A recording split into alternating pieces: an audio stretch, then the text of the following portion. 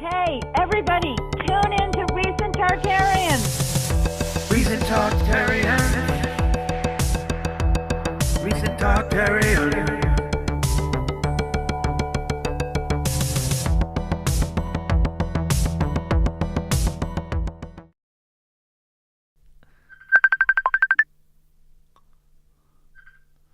Hello, can you hear me now? Hi, of course I can hear you. There we go. Okay. I couldn't hear you at all, but Yeah. I think things are better now. Is it? Yeah, good morning if it's morning wherever you are. Are you in Canada? No, I'm in Minnesota. Very close, though. It's just underneath. It's about, 7 p.m., I think about, so.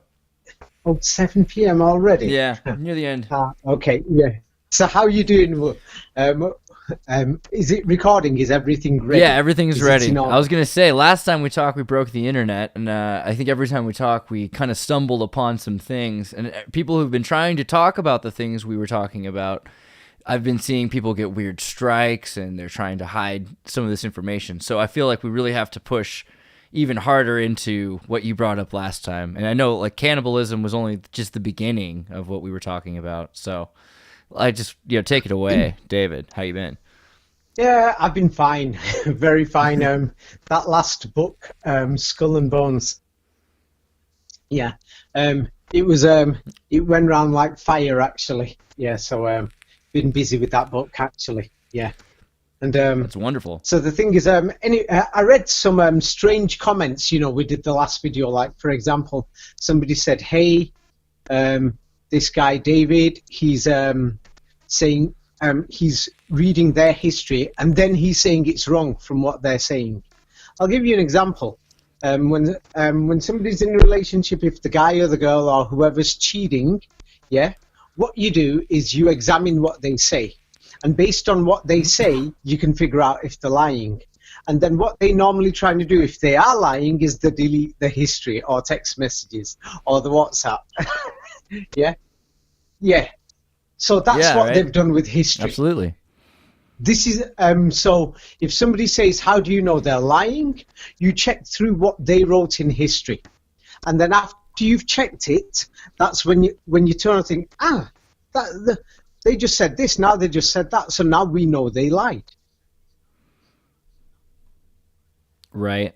Well, it's interesting because last time we were talking about, Kufic and cubic, this idea of this alphabet from the city that is kind of, what exists there, how long did it exist, what was there before, all these questions that came up. And so many people, granted, there were just all sorts of comments, but from all over the world with people that had all sorts of information. One of the things I thought was interesting was someone was saying, hey, this area that was conquered by the Arabians originally was part of the Aramaean dynasty, or whatever you call the Aram Damascus kingdom of the Near East. Yeah. And so they would have been speaking a some sort of Proto-Aramaic, and that kind of seemed interesting. Okay, What now, if they took the script and changed the let's language go to the and we beginning, lost all the text? because half these people have been watching so many videos online, so many different conflicting things. Let's start off with this so-called subject, the whole subject, Tartaria. Most people didn't speak about it. Nobody ever heard of it until a guy came along called Professor Anatoly Fomenko from Russia. Now, when he came along, what he did was he went through historical manuscripts, and then he showed, hey, this is a lie and that's a lie. This is clearly a lie. They just said this and now they've said that. Now, what are historical manuscripts? All my books explain this. Skull and Bones especially goes through it. Yeah? It's most of the manuscripts we've got in Europe, almost more than 95%, more than this, were written by monks. Monks, all of them worked for churches, every single one. So that means the church wrote the history. Now, all the students who were monks, they were all taught to read and write in Latin, yes, during the Middle Ages. But then when you check through the history, all the history professors are going to tell you Latin died 1,500 years ago.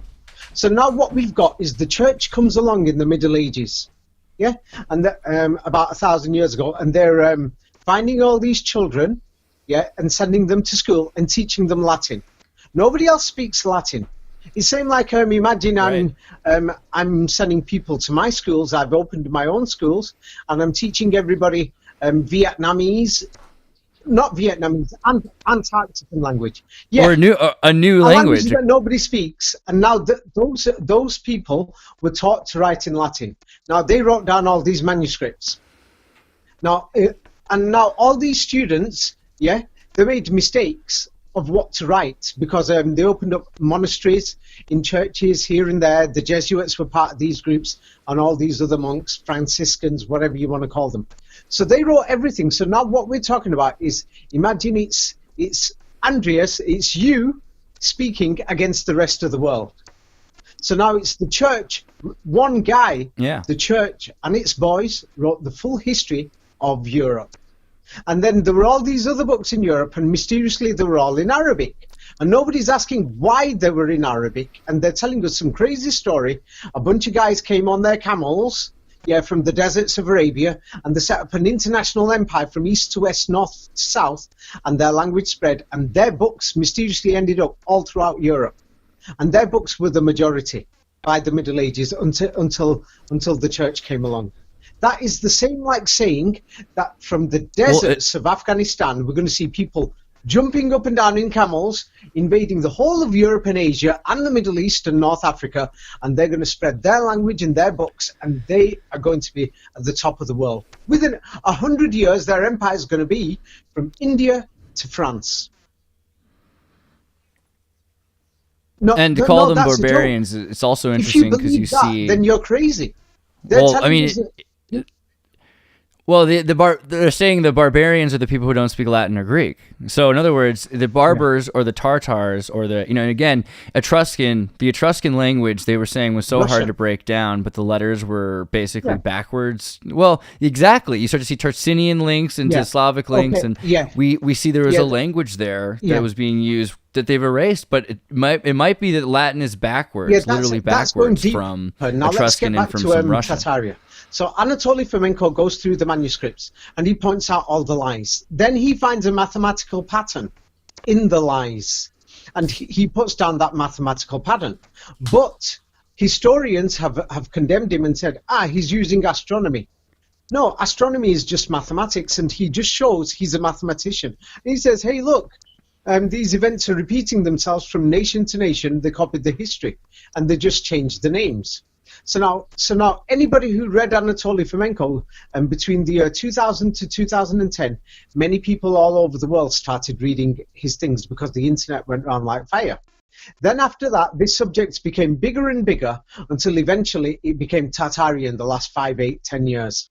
And then slowly these people started doing videos in the last 5-10 years. Well, there's also the Turkish too, because the pseudo-Turkology in the 19th century, they referred to pseudo-Turkology as Tartarism. And so in Istanbul, there was a huge movement that sort of sponsored the idea that Tartaria was this Turkish empire. Okay, that's going down to the politics, but let's get down to what Anatoly Fomenko found. Yeah. Now, this is the most serious thing.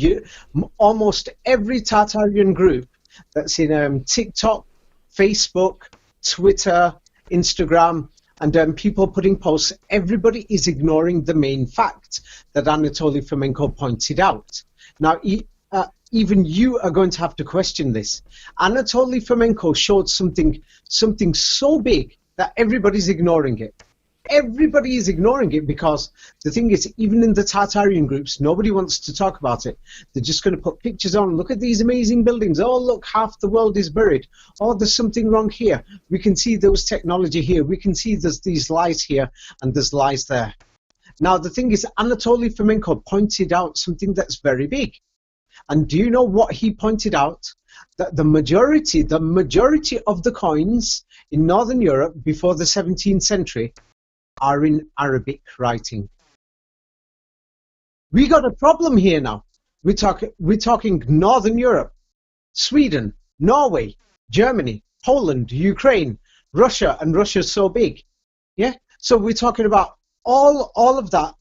He points out they've got Arabic coins. Then the next thing he pointed out, another thing is, he said, let's go through all the swords and the artifacts before the 17th century, because he showed they added on an estimated 1,000 years of fake history from the time of Jesus Christ, from the year 0 to about 1000 AD. That could be 1100 years, 900 years. It depends because they've messed around with it.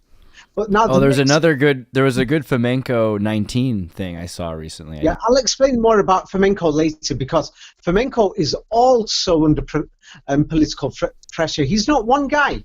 He had a team of over 1,000 people. So we're not talking about one person here. This was a big organization that mysteriously brought out the lies in history. That means that they are challenging the people in the world order. But who is it that supported flamenco in this organization? Now, if you go through Wikipedia and other things, they accuse him of being a Russian nationalist. What sort of a Russian nationalist is going to be turning around and saying, hey, all the coins in Russia are in Arabic, or the majority? Right. Now, the next biggest thing, what he did was, he showed that before the 17th century, all the kings in Russia were basically Muslims. And he showed all their armory and their swords, not just them, but thousands of soldiers and everything. Like, for example, we've got museums in France, in Paris, in Germany, in Berlin, in New York. There's many museums, and the Moscow Kremlin Museum is probably in the top 20 most important museums around the world. And he went through that museum, and there's thousands of artifacts, and there's many other things. That museum and its linked departments and linked museums with it. And he went through all the swords, and he said, what's going on here? They've all got Arabic writing on, basically almost all of them. The swords, we're talking about normal soldiers, like imagine you and me joining the army, and we decorating our swords with verses of the Quran and things like that. Now, we've got a serious problem here because we've got the history of the Crusades and all the history of Europe, and we're talking about Russia, ruled half of Europe. Throughout history. So that means that the full history of Europe is a lie, and we cannot ignore that it was Arabic. But the silence, and I'm sure even after people hear this video and everything, there's going to be silence, or there's something suspicious going on. It's because it seemed like saying the United States, imagine that they're going to tell us that in the United States everybody spoke Chinese in 500 years' time. And then somebody discovers and says, hey, in the 20th century, all the coins were in English. All the car number plates, all the papers, all the books were in English. And Anatoly Fomenko pointed out, hey, everything's in Arabic. And he says even the churches had the Quran. And if you go to California though, right, and they're going to let you take your driver's license test in any language you want, you're going to find forms in whatever language you find ask other languages. Yeah, in England we've got they've got the Indian alphabet in some places. I'm not talking about some places. We're talking about the majority of the coins. The majority. Not only that, we're talking about all the military armor of the Russian army is in Arabic. We're not talking about California. We're not talking about Siberia here, or in the middle of Russia, in the middle of nowhere. We're talking about right in the heart of the Kremlin. All the king's crowns, all their military armor, everything is in Arabic. I'm not joking. I've seen half of this myself. It's not just flamenco. I've seen this myself. So that's why even I cannot believe it. Yeah, go ahead. In the Crusades, though, you would have had a number of different groups: the Cathars, the Bogomils, groups that were Alawites that were hiding Gnosticists that had. Islam was essentially a Gnostic sect, right? It continues on the Gnostic tradition of a non-Paulician group. What I've done, the way I've written my books, that you will notice that, especially in the book Skull and Bones, that you can open up any history book about the Cathars. Almost all of them are going to use the words like Gnostics, dualists, and all these other words. But often to hide Muslims, right? Because the Muslims were often just pretending to be a kind of Christian so that they could be. But I'm going to make it simple for you now. Now, a major reason why history books are written in difficult words, like they use very difficult words like Gnostics, then somebody is going to have to open up the dictionary. The average person has never heard of the word Gnostics. Maybe you and I have done, so they've made it difficult. In my books, I've just put it down simply. The Cathars, they were burned, they were killed, yes, and then the church wrote their history. And even what the church wrote down, Yes, it's because so many different monks in different parts of Europe wrote it down. They couldn't hide the information because there was too much. They wrote down these people denied the crucifixion. That's one. They denied that Christ was the Son of God. That's two. They accepted Jesus Christ as a man of God, and they accepted the Torah. It sounds like Muslims. They accepted that he's not the Son of God. They accepted he was just a normal man like a prophet. There's no difference between them and Muslims. What is the difference? There isn't. So now it's historians who've labeled them as Gnostics. Same like today, historians have separated what is going on in the rest of the world. Like they created the nation states, like the British were in Egypt, the British were in Iraq, Syria. They created the borders. They created the title Iraqi. They created the title Syrian. They created the title Kurdish. These titles didn't exist. Yes, they didn't exist. So they created these things in the same way they've created Qatar. Yeah, they've created your title. Are you an American? Are you a Canadian? Are you was you born in America? Or are you a Latino American? They put you in these categories and they've created these titles. These men, the Cathars were simple humans. And then what they've wrote about them is saying they were devil worshippers and they had two gods, blah, blah, blah.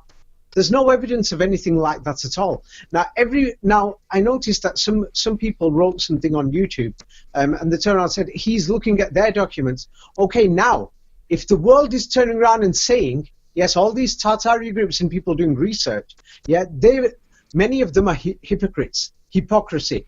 That they are turning around and saying history is a lie. We're going to look for history everywhere in the world except within Islamic documents such as the Muslim Quran. That's wrong. That's wrong. That's wrong. It's because the Muslims were in Spain, right next door to the Cathars. Why can't we listen to what they've got to say about the Cathars? Well, they've had lots of Christians. Lots of Christians were living in Islamic caliphate, and they would have often tried to be Muslim in order and say you're a Muslim, so you don't have to pay taxes. If they were Christians, right? Then why did the Catholic Church have inquisitions? Because they were not Christians in the sense of modern Christianity. They were Christians that they accepted Jesus Christ as a normal man, not the Son of God. That's why they were living within Muslim Spain. And then there's the false history saying that the Arabs invaded and took over that place.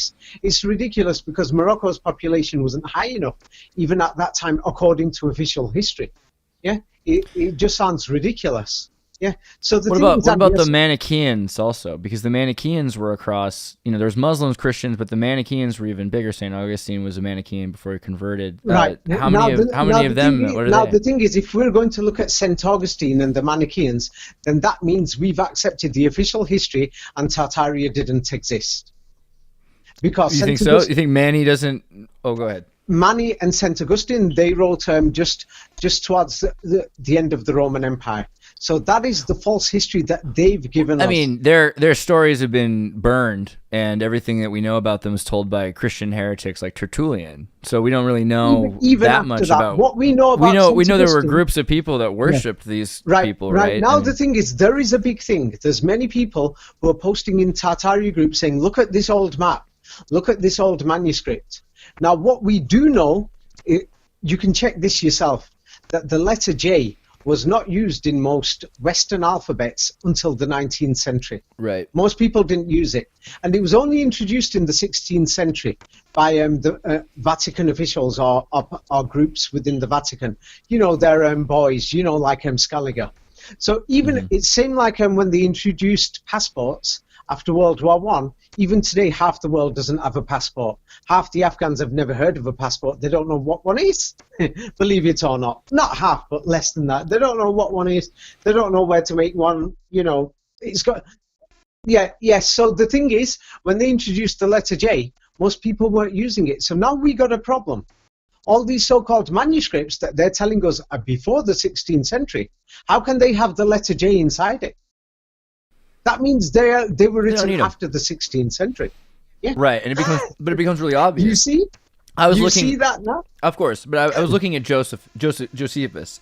And Josephus is yeah. clearly revisionist texts. But the thing is, Josephus is quoting again Manetho, and the Manetho is also all burnt.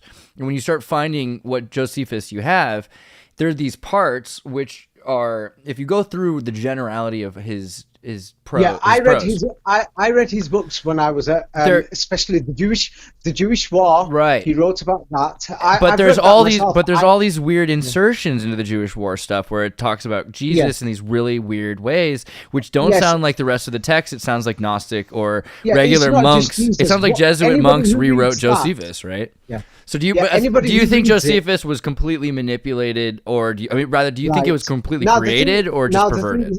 Now the thing is this: anybody who looks at Fomenko's research will realize more than one person was involved. Right.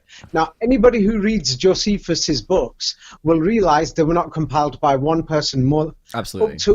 More than 50 people were involved. Yeah. So Josephus as a person may not even exist. This is how much of a problem we have. So when you say there is insertions that people point out the insertions especially about Jesus Christ. So this is the type of problem that we've got. Even anybody who reads Matthew, Mark, Luke, and John.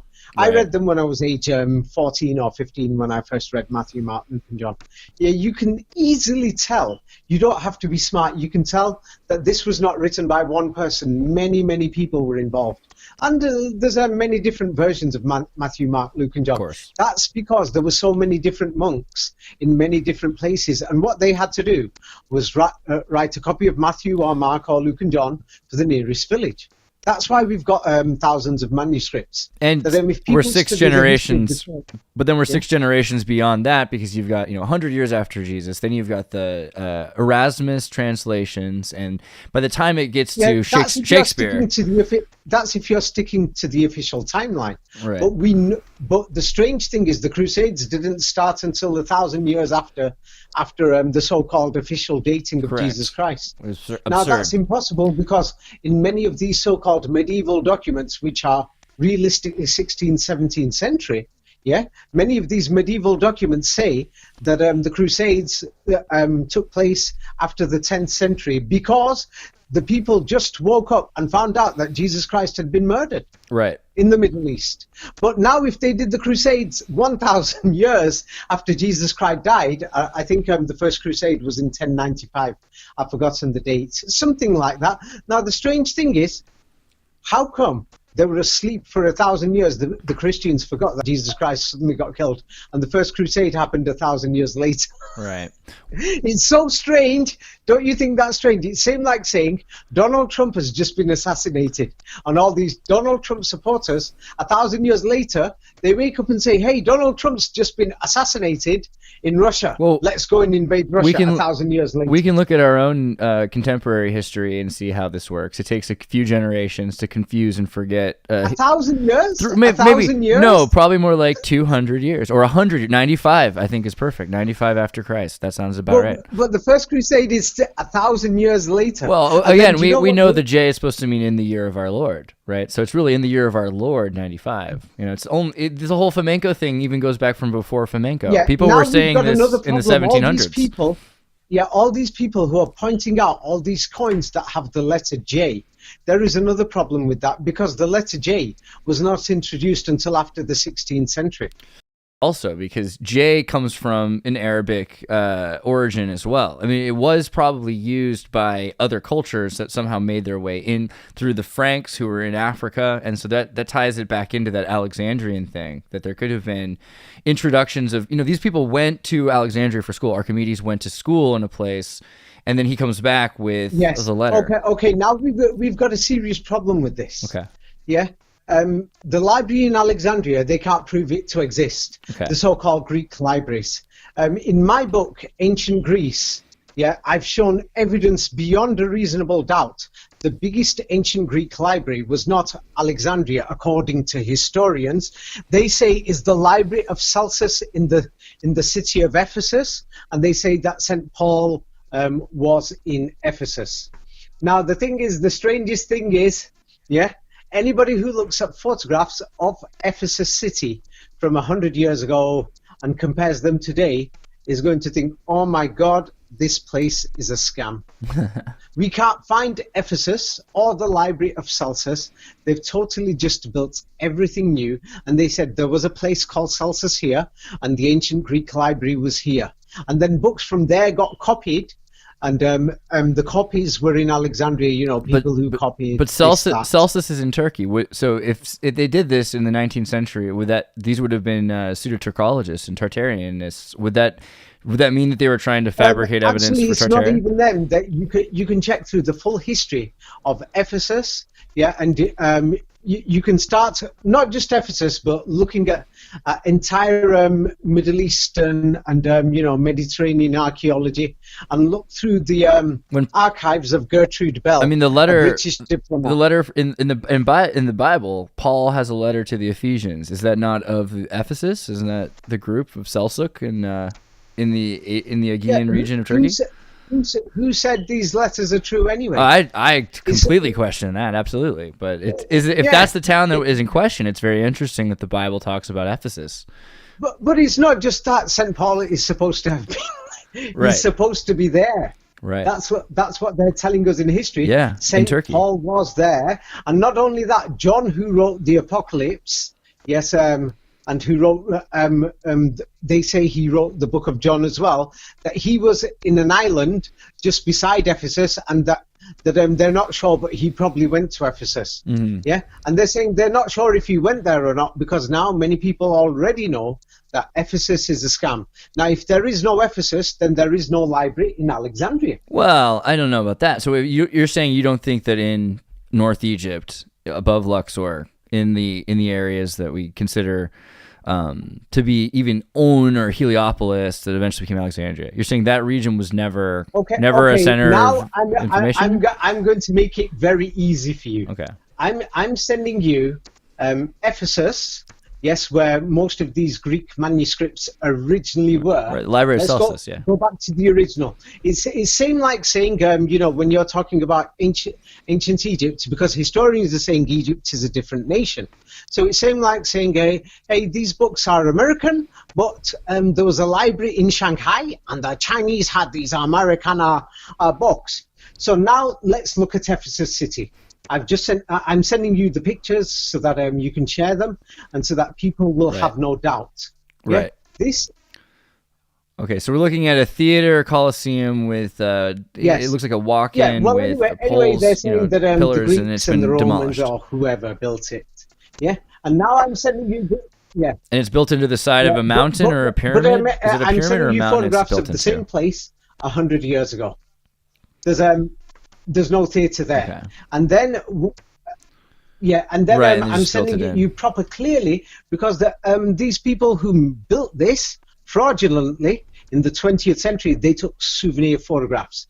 That I've sent you another photograph that you that you can actually see that there is no theatre there whatsoever, and no city of Ephesus there whatsoever.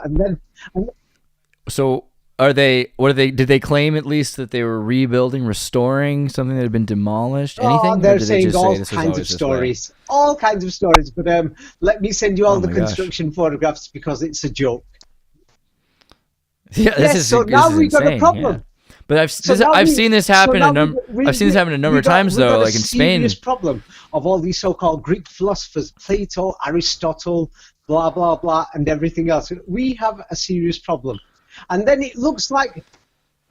I think the biggest problem is restorationists, because they seem to be completely destroying the ruins. No, but that's the problem. Restoration is completely inventing something new. Now, this is not even what's there. Now, many people, historians know that people find this. So that's why they claim, no, this is restoration. Oh man, look at these guys building it. You've got all these pictures of them with shovels. Because guess what? That mountain and that place there was a mining site for marble. And then let me show you, yes, how people did mining in the 1920s and 30s. I'm sending you a similar place where they did mining in Tonkin mine in Vietnam. Wow. And it's making these making a step pyramid. Yes, but wait, the next one, the first photo is they are claiming it's restoration. No, they built it. And then the second photo is comparing it to a mine in Vietnam at the same time in the other side of the world. I've sent you another photo. Look at Tonkin Mine in Vietnam. Have you found it? Yeah. So now I'm showing you from the old photographs that you will find the entrance to the mine. Yes? The entrance to the mine that they did mining there. Yes? Wait, no, all these 19th century and early 20th century mines had the same entrances, even in England or France or Germany. Wait, I'm sending you more. This is in my book, Ancient Greece. I recommend. Yeah. Wait, this is in my book, Ancient Greece. Yes. So the thing is, I went through this myself totally, and so now when you go there, when you go to Ephesus today, this is what you will see when you're walking through the main city. Now have a look at it. The city of the library. Wow. And this is where dear St. Paul was walking and preaching. And he was bringing people to the Son of God to make them believe in the crucifixion. I've just sent you a picture. I've just sent you a picture of Ephesus city, the main city. Have a look at it. Have you found it? Yeah. Have you found Yeah, absolutely. Right, with the pillars everywhere. Okay, just now a bunch I'm of sending pillars you and the nothing same else. place. I'm sending you Tourists the same place everywhere. 100 years ago. It's got the remains of mining houses, yes, temporary mining homes that you will find them in England. I'm in Manchester, and you can find them all over the suburbs of Manchester, those same bricks with the same things. Yeah, wait, let me send you an... This is crazy because I just did a video recently on Jehovah Canaanite Vulcan origins, because there's the Jov god of the Canaanites, which is a metallurgical god associated with mining. And if you go across all the sites, a lot of the tombs I was finding associated with emerald mines and with copper mines. And it was just mines, I'll explain why that is in a little while. Now have a look. I'm sending you an example of a similar mine for a similar item in England this time. Have a look at that new picture, and you will see it's exactly when is this supposed to be built from? That in England, this picture is like with the smokestack picture from Britain you just sent me, the Cornish engine house. When is that supposed to be? Yeah, it says it. It says it under the picture. If you enlarge the picture in black and white is Ephesus, and the one above it is what Ephesus looks like today. So actually, the full details are inside my book called Ancient Greece. So just to be clear, so you're saying that the Cornwall mining area, they added a smokestack later, that it wasn't there when they found it, is the point, or? No. What I'm compare the pictures, right? Go back to. They've torn down a lot of the old area from the Dartmoor Trust archive. Is that correct? They've torn down a bunch of the building. No. Right. Go back to the fourth picture up. Now that picture is Ephesus Square. As you can see, tourists are walking there. Yes, that's what it looks like today. Then the next picture in black and white is the same place 100 years ago. There is nothing there, just the remains of mining.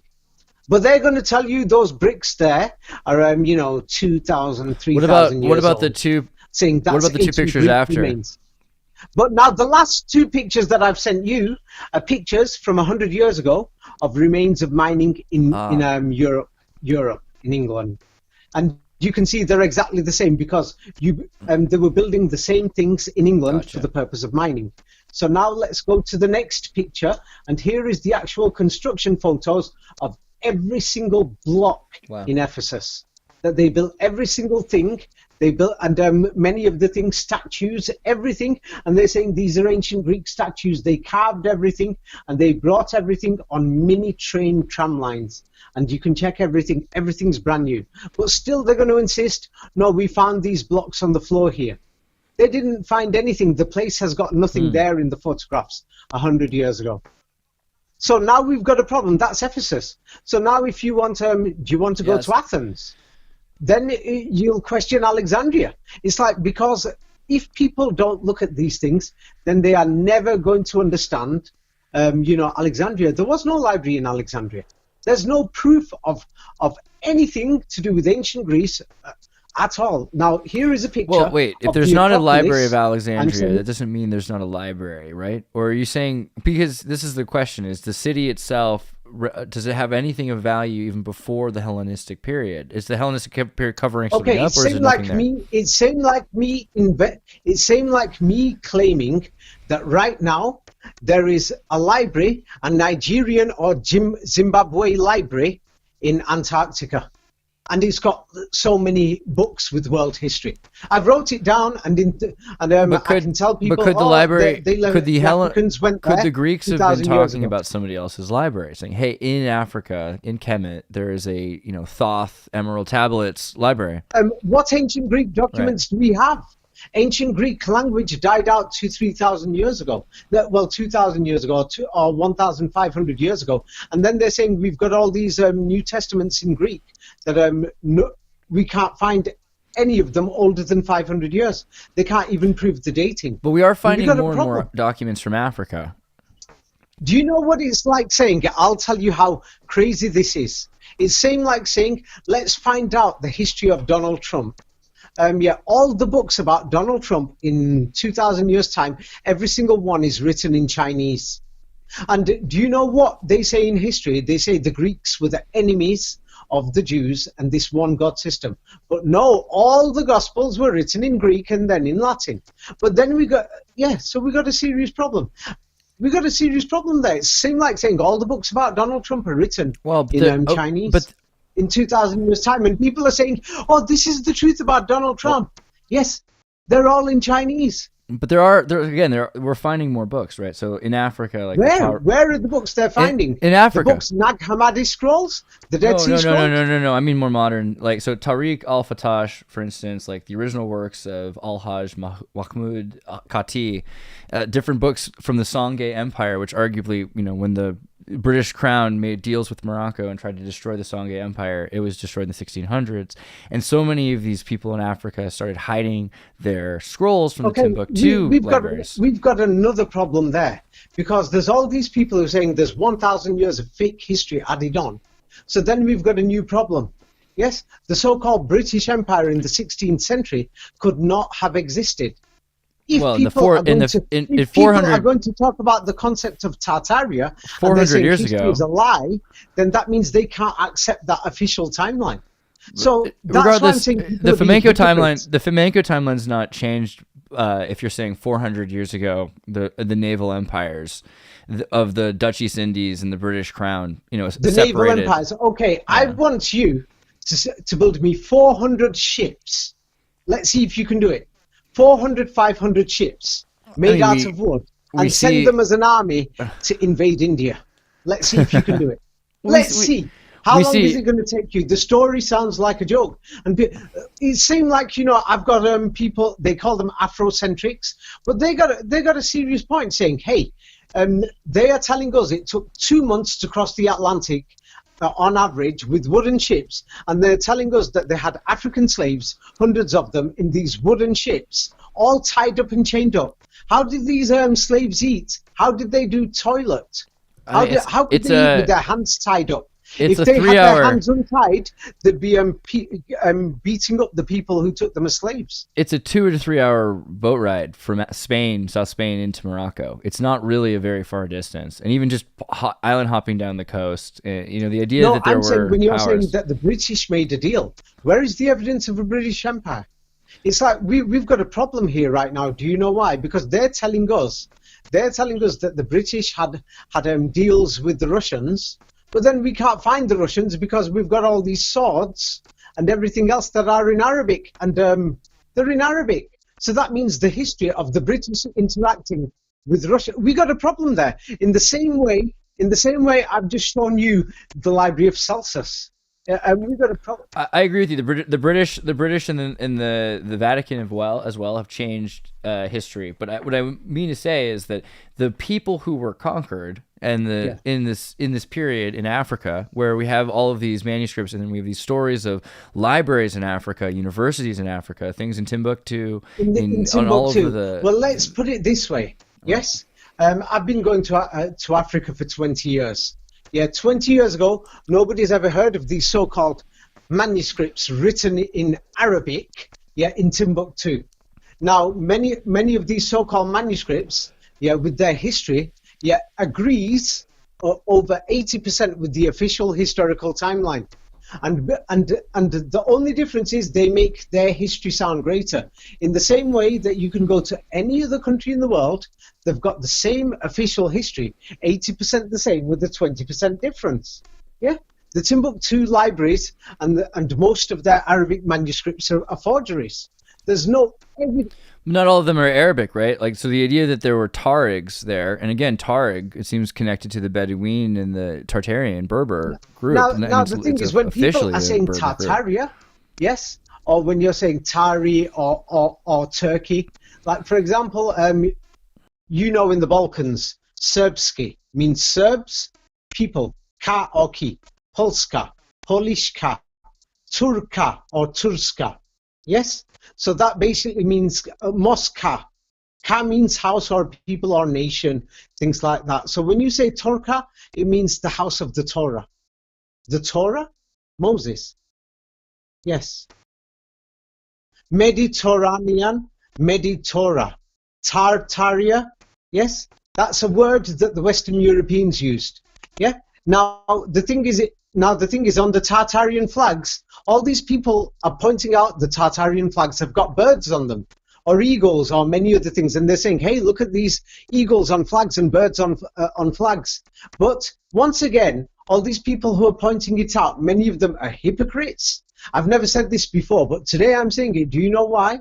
Because they're going to point out the flag, but then they're not going to check the currency of that nation.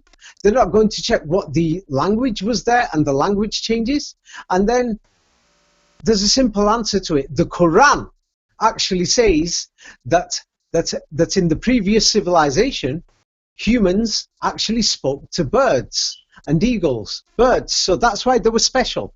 And that's why many of the traditional European dances, people have their hands out or their arms out, like in Serbia and Croatia, and then they link together with their soldiers, dancing with their legs up and down, and they try to do the movement of birds, things like that. Those traditions came, and they're written in the Quran. So the Quran has a totally different history. So if people are going to question and say, hey, I found mistakes or lies in the history that we're being told, then why won't they look at the other side?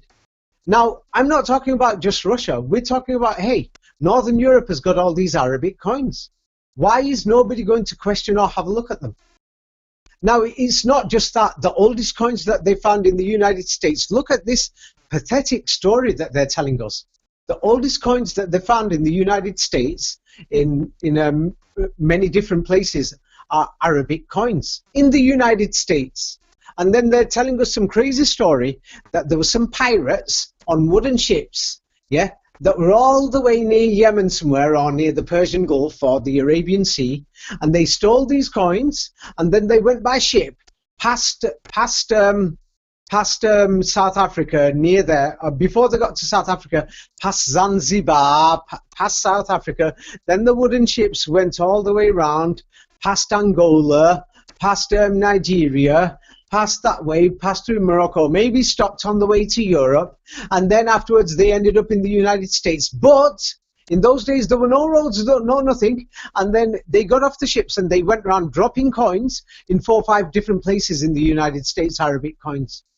This is what they're telling us. And then there's all these people, like, it's just natural to turn around and think, hey, we know that something's wrong. Half these cities are blown up or destroyed in the United States. Let's see if they've found any coins. Let's have a look at the coins. We know that the letter J was introduced recently. So any coins that have the letter J mean on it, on the dating, means, hey, they were made later. Now, any coins that just have the simple letter I, they're more of an original. But now we got another problem. The majority of the population of Europe actually lived in Eastern Europe. That you can even check this, that Eastern Europe, starting from East Germany all the way to Siberia, probably grows about half the world's grain. Half we're talking about in that region, Eastern Europe. So it means it's the land where you can grow food. Now, another thing you will notice is that the Russian Imperial Army, the Romanovs, the fake Romanovs who took over after the 18th century, went around kidnapping children, and then they were exporting them to France, England, America, everywhere, through the British and the French empires. Now, the thing is, they depopulated Eastern Europe. But the thing is, if these people came from Eastern Europe and today they're in the United States, and their descendants have found out, hey, all these cities in America got blown up, why aren't they checking the coins? It's natural to see, hey, let's check. Now, anybody who's researching Tartaria, I'll give you advice. Any photograph that you find, please look for the photographs from the year 1900, 1880. Now, another thing what to do is for every different location, let's say you want to check out Iran, or Pakistan, or let's say Korea, then translate it and then check it under that language. Then it will be easier to find the photographs. Now, as you've mentioned Alexandria, this is so serious that I sent you another photograph of the Acropolis in Egypt, in Athens. Have a look at that. That photograph is from 1860. It's because you spoke about Alexandria, and the thing is, let's have a look. Did ancient Greece even exist? Now, I've sent you the Acropolis in 1860. And then I've sent you a picture from Ukraine and in the Donbass region. And those are artificial mountains of mining. And you can compare it to the Acropolis. Yes. Mining. Mining 1860. But wait, there's more. I've only sent you 2 photographs. Let me finish it so that you can have a proper look. More photographs from 1860. Yes. And the thing is, nobody is asking questions. Who the hell were these people who mysteriously had cameras there in Athens in 1860? And I'm going to compare it to a mining site in England now. Not just the Donbass. I sent you one to the Donbass. It's exactly the same. And then another picture from, let's say, from England, a mining site in England, and the mountains and the hills are exactly the same. Then I'm going to send you the first photograph of the Acropolis from 1839. Yes, and they're talking about ancient Greece. Yes, and just when the photograph was taken, there was a battle there between European armies, Germans, French, British, Italians, and they call it the Greek resistance. But it was actually British, German, French, their guns and their people. Now, inside the Acropolis, what we find is a mosque in 1839. Now, the next thing is I'll send you all the photographs of the Acropolis. It's suspicious, and you will notice that it was a mining site in the 19th century. Then I've sent you a photograph from 1841, and you will see a scaffolding there, and there is a tower there. They claim that's a Frankish tower, and then I'll show you what the Frankish tower is in a bit. Now, the photographs from 1841 to 1842, you can see the mosque was demolished, but what you will also see is that there's a scaffolding there to support this Acropolis, that we don't know who built the Acropolis. Then, when you have a look at photographs that I'm sending you from 1890, around there, now at the bottom of the Acropolis, that you can still go there today, you'll notice that there's all these arches. Now, let me show you the Frankish tower before the arches. There's no tower by the year 1910. Now, the tower, if you compare the masonry of that tower at the Acropolis, and I'm comparing it to a mining engine house in the United Kingdom from the 19th century. Yes, there's hundreds of these mining towers all over the world. Yes, they've got the exact same masonry and the exact same layout. Have you had a look at the Frankish tower? The tower that's on the Acropolis. Yeah, and it's exactly the same. Now, the next thing is, I did a proper examination of the Acropolis. I went there myself, and I went to these mining sites in England. Now let's have a look at they call it Stoa Dioumenes. Yes, in Greek.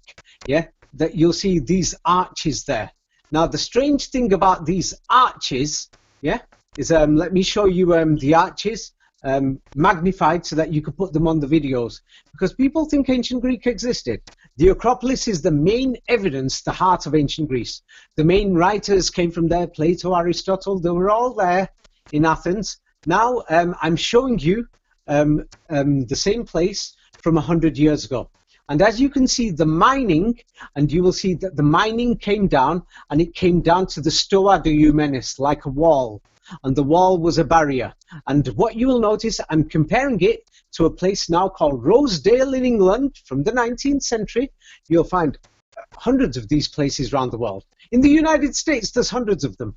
Yeah, in the United States, what you will see is a wall with the same arches, with the same masonry, with towers in mining places, so that when they did the mining, yes, the mining comes to the bottom, yes, and when it comes to the bottom, the workers process it there.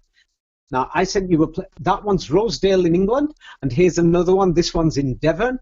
Let me send you them in the United States. What are they going to say? It's another Acropolis, ancient Greece in the United States. Yeah, Ohio. That next, the picture I've just sent you there is from Ohio, USA in the 19th century. I'll write it down so that we don't get mistaken. You'll find them everywhere. Now, this is one from Pennsylvania. Now, you'll say there's different shapes of the arches. Yes, but there's so many of them at the bottom of these hills. Yes, all over the world with these towers. Now, I'll send you photographs from the late 19th century and the early 20th century, what they did inside these arches. Yeah, how they processed the mining. Can you see it? Yes. Wow. The Acropolis was a mining site, and they just they're pulling out rock and they're smashing it and they're melting yes, it and burning it and processing it. Yes, right. I've shown you so many of them. So now the thing is, I'm comparing it to Fort Canyon in the United States. You know that the mining waste, when it drops, you can actually compare it all and see everything. Like I've had a deep look at it, and let's look at the Odeon Theatre, a famous name for all these cinemas today. The Odeon Theatre, Athens, the ancient Greeks, they existed. Yes. Now here is the Odeon Theatre. Now I've just sent you that picture, and let's show you the same place. You know, in the 1860s, and you'll notice that the Odeon Theatre is a total fabrication, a false thing. There's no evidence for it. They just constructed it out of nowhere. Wow, it's completely nothing. It's crazy. There's nothing there. Even the hill has to be flattened. There's they literally had to flatten the hill. I'm sending you more photographs so that you can have a look at it. There's no Odeon. That's not just reconstruction. That's straight up flattening an area and making it into a new thing. As you can see, yes. Now let me show you about Athens. Now this is the worst thing. This is going to shock you. Yes. Here is not far from there is the Theatre of Dionysus. Now the same place in as you can see, Athens is a big city today. Millions of people. Now this is in my book, Ancient Greece, that anybody can check it themselves. Ancient Greece didn't exist, and in the book, Ancient Egypt didn't exist. Now the same place, let me send you old photographs that you can check these photographs in 1900. There's nobody there. And then what happens is that from the mining settlement, after they kicked out the Turks, the mining settlement and the British, French, German mining companies, they came and they built a few buildings, and the old buildings are what the Turks left behind. But as you can see, there's nothing there. There's nothing there. Nobody lives there. Hardly anybody. So as you can see, it's a joke. And now let's go to one of the most famous temples of the Greeks, the Greek Temple of Artemis. Yeah, the Greek Temple of Artemis is one of the best preserved because they say it was buried. Yes, this is what the place looks like today. And what you'll notice is that the pillars have got colouring. It looks dark and black because of the rains, sleet, and snow. Now I'm showing you the same place. Let me show you the same place around 100 years ago. When they say, we just found this place, the French, the Germans, the British, and the Italians said, we just found it. Nothing to do with Turkish nationalists. It was the so-called Western archaeologists. They just said, and including people from the United States, from so-called institutions. They say, we just found it. And look at these photographs carefully. That what they found, you'll find so suspicious. I don't know if you've received that photo. I'll send it again. Yeah, have you received it? Yeah. Yes. Underground, there's railway lines. I can't believe it. You see? Those mini railway lines that they used for construction. Not a big railway line. There's mini railway lines. The Indiana Jones mining cart railroad lines. Yes, it's the mining cart railroad, and then they turn around and say, this is what the place looked like when they found it, and they said it was buried, and this is what it originally looked like. And then do you know what you'll notice? All the soil, all the mud there, the soil is brand new and it's fresh. They just buried it, and they're saying, but nobody really thinks about it and thinks. And then do you know what the worst thing is? By accident, they took photographs of burying the place. Yeah, I couldn't believe it. I noticed this myself.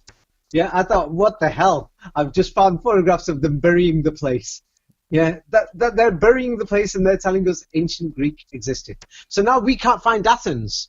We can't find Ephesus. They were the two biggest cities in Greece. Athens, then Ephesus, the two biggest Greek cities in the world. All the other places like Crete, Sparta, they were small. So how can there be a library in Alexandria with Greek books if we can't find ancient Greece? Yes. Man. Do you see what I'm getting at now? I still think the idea that the ancient Greeks stole something that was already there and then... No, that's good. You still think they exist. Well, I don't know if the Greek... What would you call them? What do you call the group of guys who changed all the... Okay, now... What do you call the people who changed all the writings and made up all the names and made up all the stories? Okay, now I'm going to make it more easy for you. I noticed that there were many comments in the previous video that I did who turned around and said, hey, one person said he didn't mention the Jesuits, but then another person said he did. It's because we're having a conversation. Yeah, we can always talk about the Jesuits. It's totally worth it to bring the Jesuits up. No, an example. This is an example. So now the thing is, what I'm saying is, if people are saying they want to know the full information, I can't read out a book that I've written in a 1 hour, 2 hour conversation.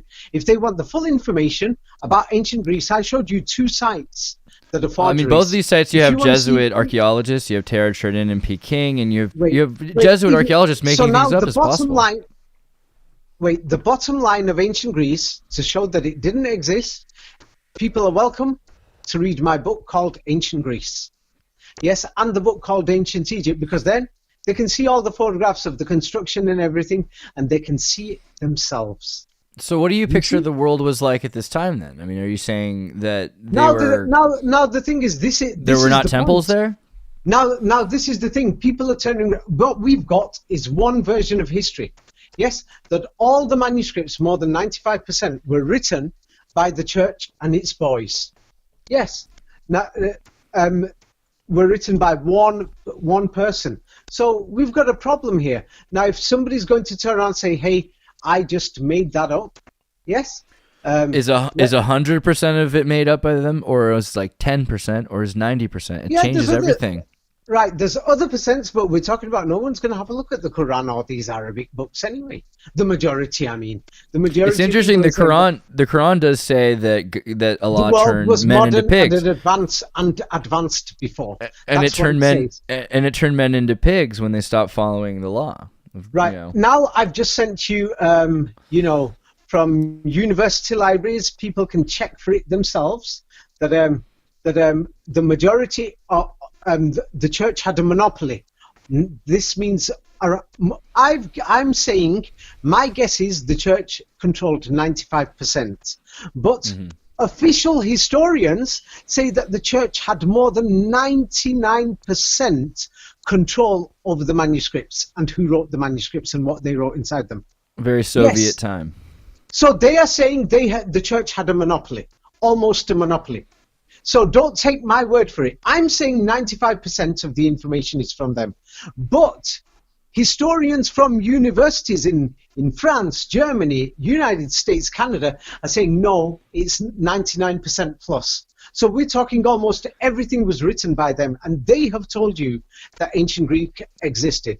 So now they're saying, if you say, where is the proof? I've just shown you Celsus, Ephesus, and I've shown you Athens. And then even after all of that I've just shown you that these places were mining sites. They're turning us around and saying, we found all these coins and all these other things. Now, I'm just going to show you this thing. This is going to make you laugh your trolley off. That you're going to turn around and think this is a joke, but let me see if I can find it.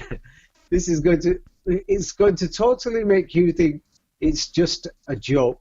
Wait, I can't find it. I thought I saved it. Sorry.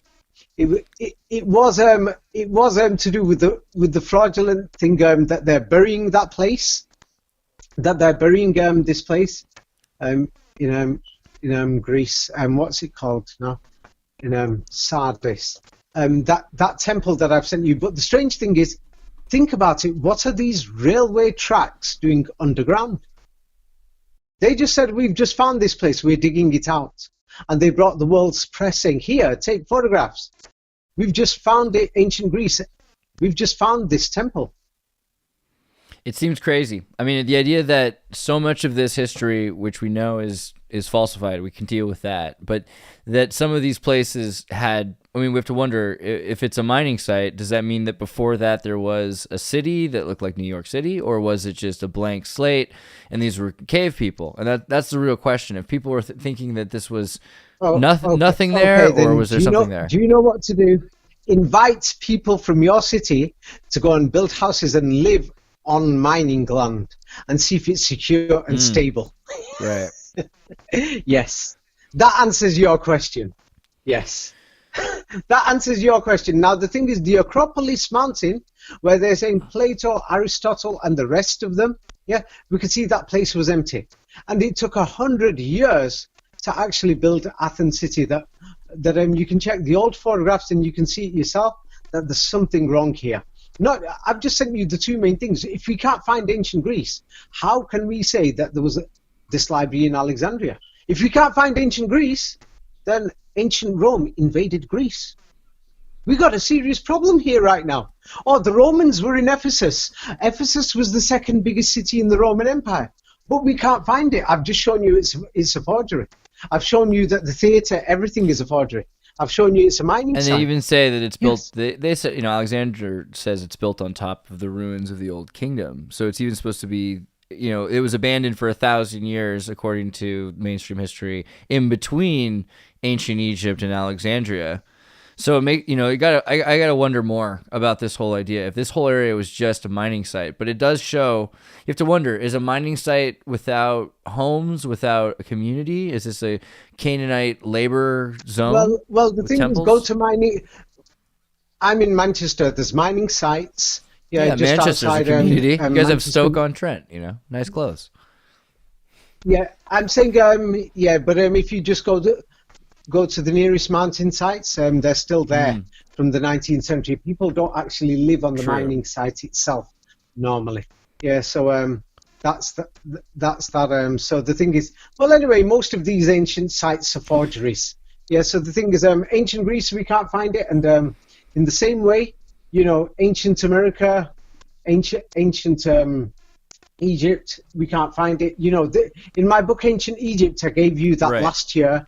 You could post these with this interview, all the photographs that I've given you. Here's Chichen Itza, and you can find the construction photographs of Chichen Itza. In the last 100 years, they built it. So, Well, it's also all these things. It's also interesting because, again, with the flamenco timeline, and you start to look at even mainstream timeline, and they place Moses right on top of Akhenaten. It's like literally according to mainstream that they're the exact same time, that they're doing the exact same thing, creating a monotheistic, unitheistic cult in Egypt. Yeah. And the thing is,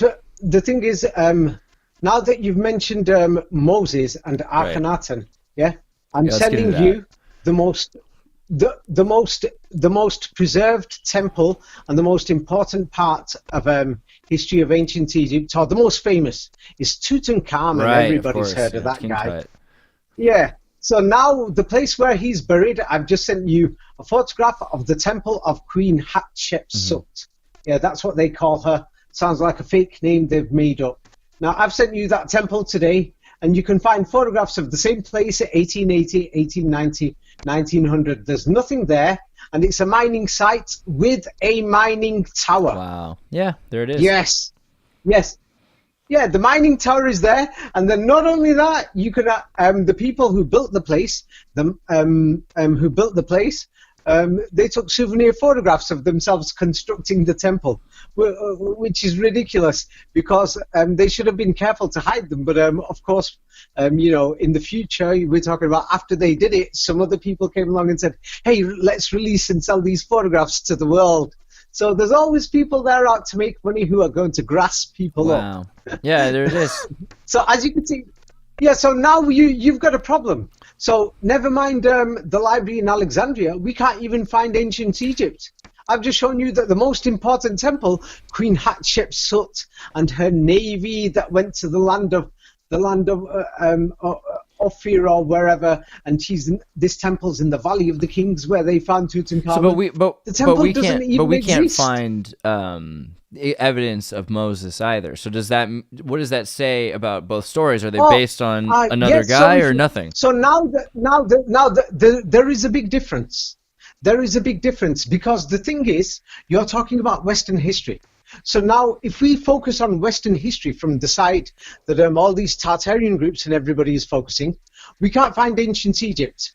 We can't find ancient Greece. So my books show hundreds of pictures showing that all these things are forgeries and lies. Now, the thing is, that's in Western history. But nobody is going to have a look at the opposition or the enemy. So let's go and see what their history books say. Yes, and their history books say a totally different story for Moses. Yes. So now the thing is what Fomenko did. Fomenko pointed out that the history of Jesus Christ and Moses in the Quran is different. Yes, the Bible says there's a 1900-year difference between Moses and Jesus Christ, but the Quran says that what's her name? The Virgin Mary. Yeah, that the Virgin Mary is the sister of Aaron, and Aaron lived at the time of Moses. Now, even if that's saying it as a symbolic name, it means they lived around the same era or within a few generations. So now we got a problem because according to the Bible and Western history, we're talking about 1900 years or 2000 years.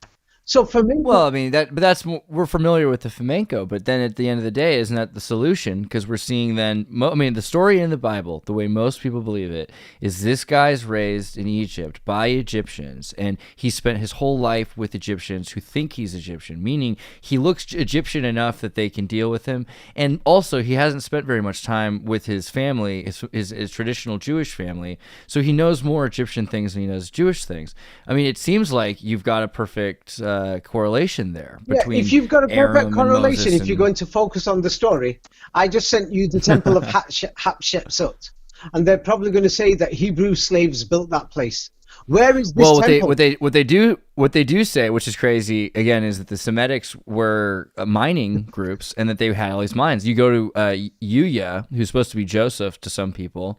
Yuya is the father of Amenhotep the third, I believe, or he's the father-in-law. Okay, so, and his whole area is a let me ask copper you, Andreas, mine. where did you get that information from about Yuya, his father-in-law? Where did you find that story? It's funny. There's like a few different versions of it, but Joseph Smith where did you has find a whole thing because Joseph Smith bought a bunch of mummies. Okay, and so where he did said you find that this? these were. Where did you find it? I'll answer that question for you very easily. I'll tell you where you found it. You found it in temples like Hatshepsut's temple, and it's written on the walls, these stories of these so-called kings. But now we've got a problem. Well, these temples also are not even there 100 years ago. So you have his Joseph Smith's papyri, right? And so Joseph Smith had this piece of papyri. He bought a 20-foot scroll along with 4 to 7 mummies. And the Skull and Bones got a few of the skulls of the mummies. And they burned the scroll in the Chicago Museum. Let's go back to Moses. And we weren't able to find everything there. Smith. Let's go back to Moses and Yuya and the story of Akhenaten. But he said he had the mummies that were robbed from the tomb of Yuya. Okay, and that was before we get to that, let's get back to this story now. How do we know Pharaoh called Akhenaten existed? The excavations at Tel El Amarna. I've even seen the videos of the excavations and the men who did the excavations, the British Army officers. Yes, it was a military expedition, and in the videos you can see they've got slaves just 100 years ago, that they're beating them up. Right. Imagine I grip you and a few of your buddies and your kids and your women, and I start beating them with belts and rods. That's on the video. Yeah, this is what they were doing. Right. And then the thing And is, that's only a video because then you have France before that, and they were but doing now we've got a worse. problem. Right. So you've mentioned Akhenaten and all these people. You can go on saying Ramesses, Hatshepsut, Cleopatra. All these stories are written in hieroglyphics. But now we've got a problem. They're telling us that these stories are inside these temples. For example, I just sent you that temple of Hatshepsut. But that temple in the photographs from 1880 is not even there. And we can see them building it. So that means that after they built it, they wrote the hieroglyphics inside in the 1930s and 40s and the 1920s. But not every. Okay, we agreed that like the Akhenaten temple at Amarna is refabricated. You've got all these stones that they've put together, and they've said, "Oh, we found these stones, So and we it's not luckily it's not found just these the stones." The temple has got hieroglyphics. Right. These stories of the Egyptian Right. pharaohs are inside. But then there are the also temple's these not books there, by. Then the art isn't there. They built the temple, But- you can see the construction in the 20th century. Then they drew these hieroglyphics on it, and then they're telling us this is old, and then they're telling us, hey, this is an original story. But the temple's not there in the photographs of the 1880s. So Andreas, But we what can't about find the- these what- Egyptian stories now. So all these Egyptian But what we do myths, have can't people verify them. accusing. Huh? We do have accusations of the church saying, "Oh man, these guys are crazy. They believe in this," and all we have left is the citation of why Manetho was bad, why Osarseph was a horrible priest, why these Egyptians were wrong. I mean, but at the end of the day, that's kind of saying habeas corpus that they existed, because why else would you write about how they were evil, even though they were just historians at the time, right? I mean, and so Osarseph isn't writing in hieroglyphics; he's just writing in Aramaic. So it seems like that means that there's some. Just the problem is we've burnt it all. Is that the case, or is it all just? Even this lies about the history lies? Before we get onto that, it's like this: if somebody is going to say to me that hey, in Washington D.C. there was a building, there used to be an ancient Egyptian pyramid there, I will say, where is it? And then if they can't show it me, then I will say, hey, you're lying. So now the thing is, they've told us that there is an ancient Egyptian temple. Here it is in the Valley of Kings, and you can go and see it there today. And then you can see that there's hieroglyphics on the walls with these ancient Egyptian gods and pharaoh stories and all these things. And they're telling us this is history, and this is the proof ancient Egypt existed. And then I look at photographs of that place, not one or two, many, and I can find photographs of them building the temple, and there's no temple there whatsoever in 1880. Then I can say, I've got proof. This temple didn't exist, and I've just sent you that proof. So it doesn't matter what historians say. I can turn around and say, hey, I went to the moon. I could write a book and say, hey, there's Egyptians living on the moon. So it doesn't matter what the church says, or what Manetho says, or what anybody else says, even if these people exist or not. We've got a problem. We can't find ancient Greece or ancient Egypt. We can't find them, Andreas. We've got a serious problem. I've sent you the evidence. Okay, I only sent you one temple, but in my book, Ancient Egypt, and in the other book, Ancient Greece, you can find many of them. Now let's have a look at the temple at Karnak in Luxor. Yeah? Chichen Itza. They're in the books, Ancient Egypt and Ancient Greece, and in some other books that I've written. Now, here is the picture of Luxor. Okay, it's not about reassemble.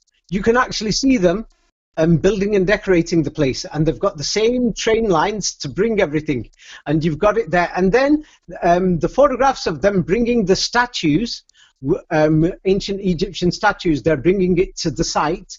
Yeah, these guys, they took souvenir photographs. I haven't got a clue why. Yeah. They took them, and then their buddies, let's say you and me, we did a scam, yeah, and we built a temple, and we lied to everybody and say, hey, this is the ancient Antarcticans. They built this place 5,000 years ago.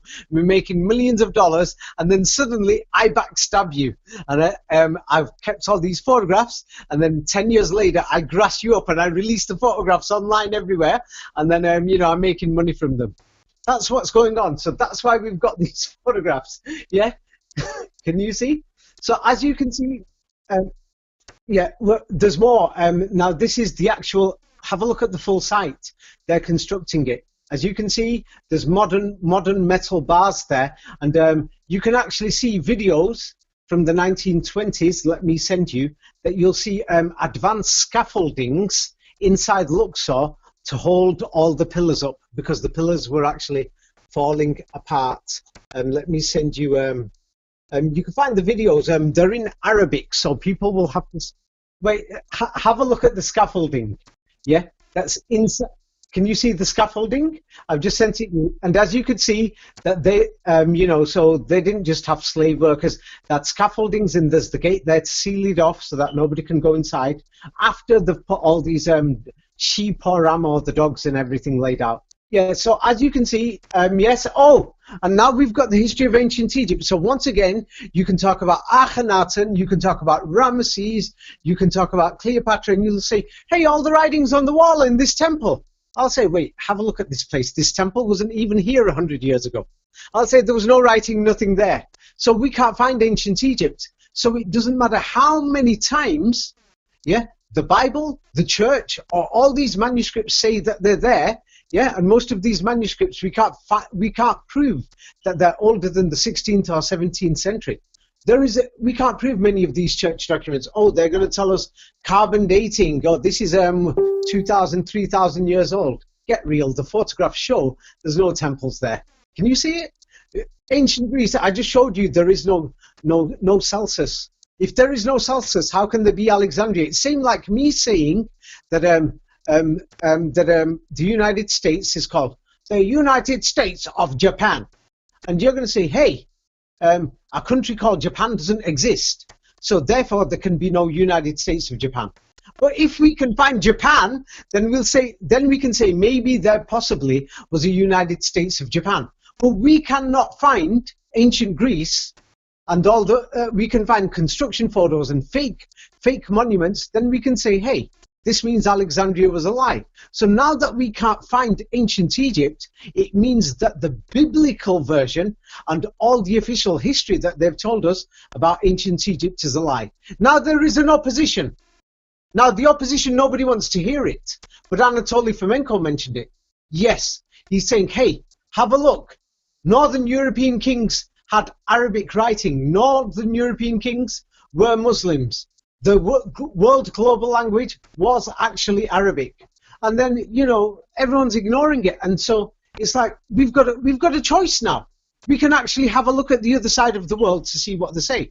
I am not telling anybody to look at modern Islam or Islamic textbooks, because most of them have been written in the last 2-3 centuries by the Jesuits and other European corporations, like the Dutch East India Corporation and the British East India Corporation, opened many printing presses in the Middle East, and they printed and they fabricated many Islamic documents. Many Muslims follow these Islamic things. Yeah, I'm not asking anybody to look at Islam. I'm saying to look at history.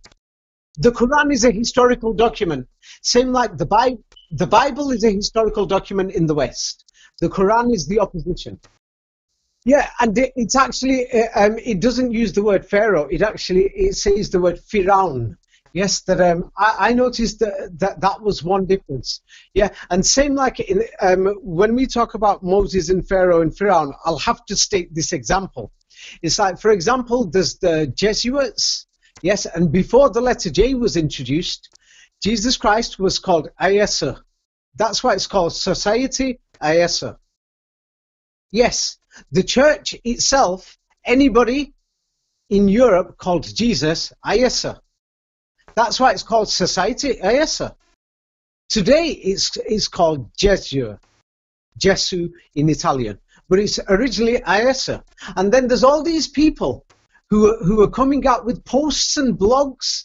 Yes, and it's giving so much misinformation that Jesus Christ is from the name Yeshua or Joshua.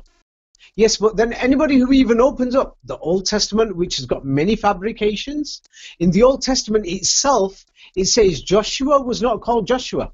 He was called Esau or Osi or Osia, depending how you want to pronounce it. And the Quran itself is saying that Jesus Christ is called Esau. Now, this means the Quran is correct. So once again, we've got a problem. The Quran has once again claimed something, and then all these people who are saying it was Joshua, get rid of the J, and then have a look at even the Old Testament, even with its fabrications, we've got that. And once again, the Quran offers an alternative history. And then the Jesuits themselves are called Societe Ursa. Yes. So when we come to Moses and Pharaoh, yes, when it comes to Pharaoh, the Quran doesn't actually say pharaohs, as in plural. Those are the stories that they tell us. Yes, based on the hieroglyphics and everything else they found in temples that don't exist 100 years ago. That the photographic evidence shows that you can look for it yourself. The Temple of Queen Hatshepsut, Google, 1880. And you'll think, hey, it's not there. And then look at the temple today and look through all the artwork and decorations and you think, hey, they've got so many stories. It's not even there. It seemed like me saying that in Antarctica, New York is in Antarctica, and then you go there and say, hey, I can't see anything here. There's nothing there. Yeah, so now let's go down to, this is from, because we're speaking about Hebrew, let's go to Princeton University. I've just sent you a picture of Princeton University, and this is Professor Mark Cohen from Princeton University, and he said he has shown evidence that in the Middle Ages, the Jews, even their Jewish religious literature, was written in Arabic in Europe. France, Spain, Portugal, Italy, etc. Now the thing is, because you turn around and you want to know, saying the connection between Pharaoh and the name and Hebrew. So now what I'm showing you is in the Middle Ages, the Jews are all, the majority, they're in the Mediterranean. We're talking about France, Spain, Italy, Switzerland, Austria, Yugoslavia, Greece, Spain, Portugal. They're speaking Arabic, writing their religious books in Arabic. Yes? Yes. So this is well known. It's not something that I am making up. So now this is the first thing.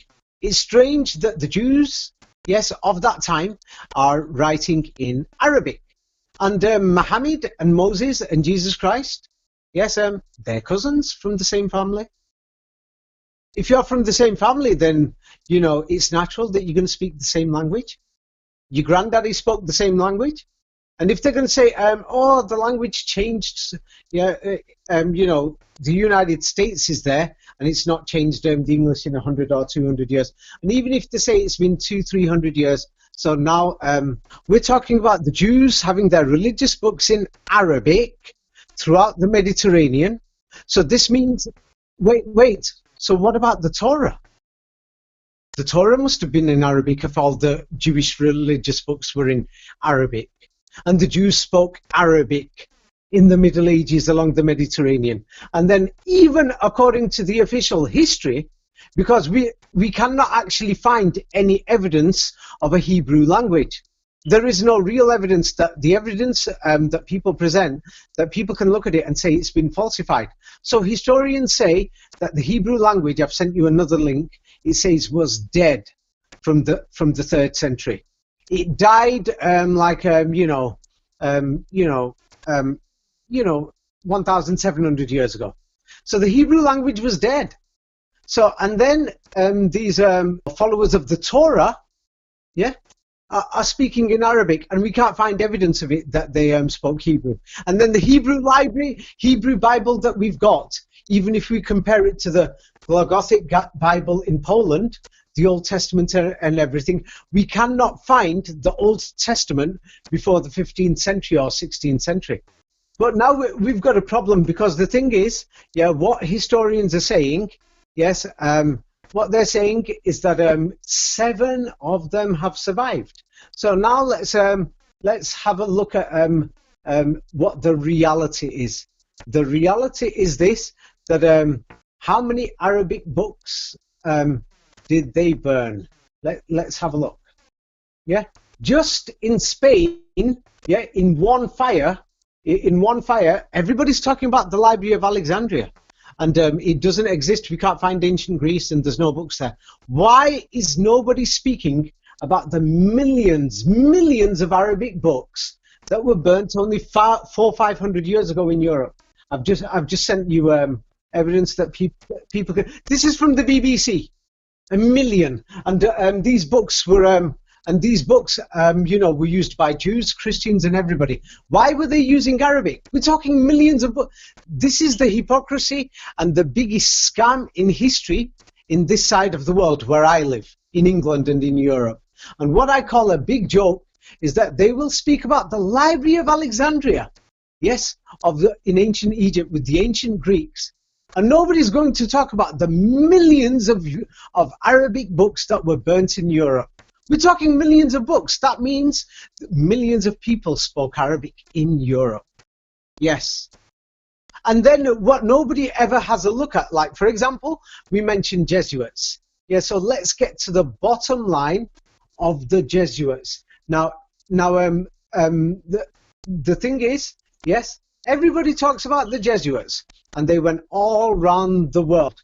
So the thing is, everybody will say, why is David talking about these subjects? Now, the thing is, it's very important for us to understand the history. We must talk about it. Everyone's going to speak about Tartaria and say it's Russia and say, look, the map shows that region. Why aren't they talking about all the kings and princes of that region were Muslims and they all had Arabic writing, all these Russians? That shows that the full subject of Tartaria has become a joke. Now, another thing is, everybody talks about the Jesuits, but I've almost never or hardly ever heard this from anybody. That I had to look for this myself and go through the works of Fomenko. Now, this is going to shock you. Now, have a look at why the Jesuits were created and what were their plans. 1534 official history. The first Jesuits, were appointed by the Pope. Yes, Pope Paul III. Yes, they are an order of the Roman Catholic Church. And what was their plans? Their plans were for the conversion of Muslims. And they were created in Paris, in France, to convert Muslims. The whole objective and the reason for the original existence of Jesuits was because of Islam and Muslims. But now we've got a problem. Historians, they're trying to use nice words. And this shows that they're liars, because they're telling us, they just wanted to convert people. We got the Jehovah's Witnesses. They're preachers. They're trying to convert people. But let's have a look at what convert meant at that time. And I've sent you a picture what convert meant in them days. Convert meant, hey you, convert or die. That's what it meant. And also you could imagine, like, mathematically, like the conversion of these books, conversions of these cultures, not just these people, but their entire, to completely take their culture and assimilate it, they'd have to convert. So now we got a problem.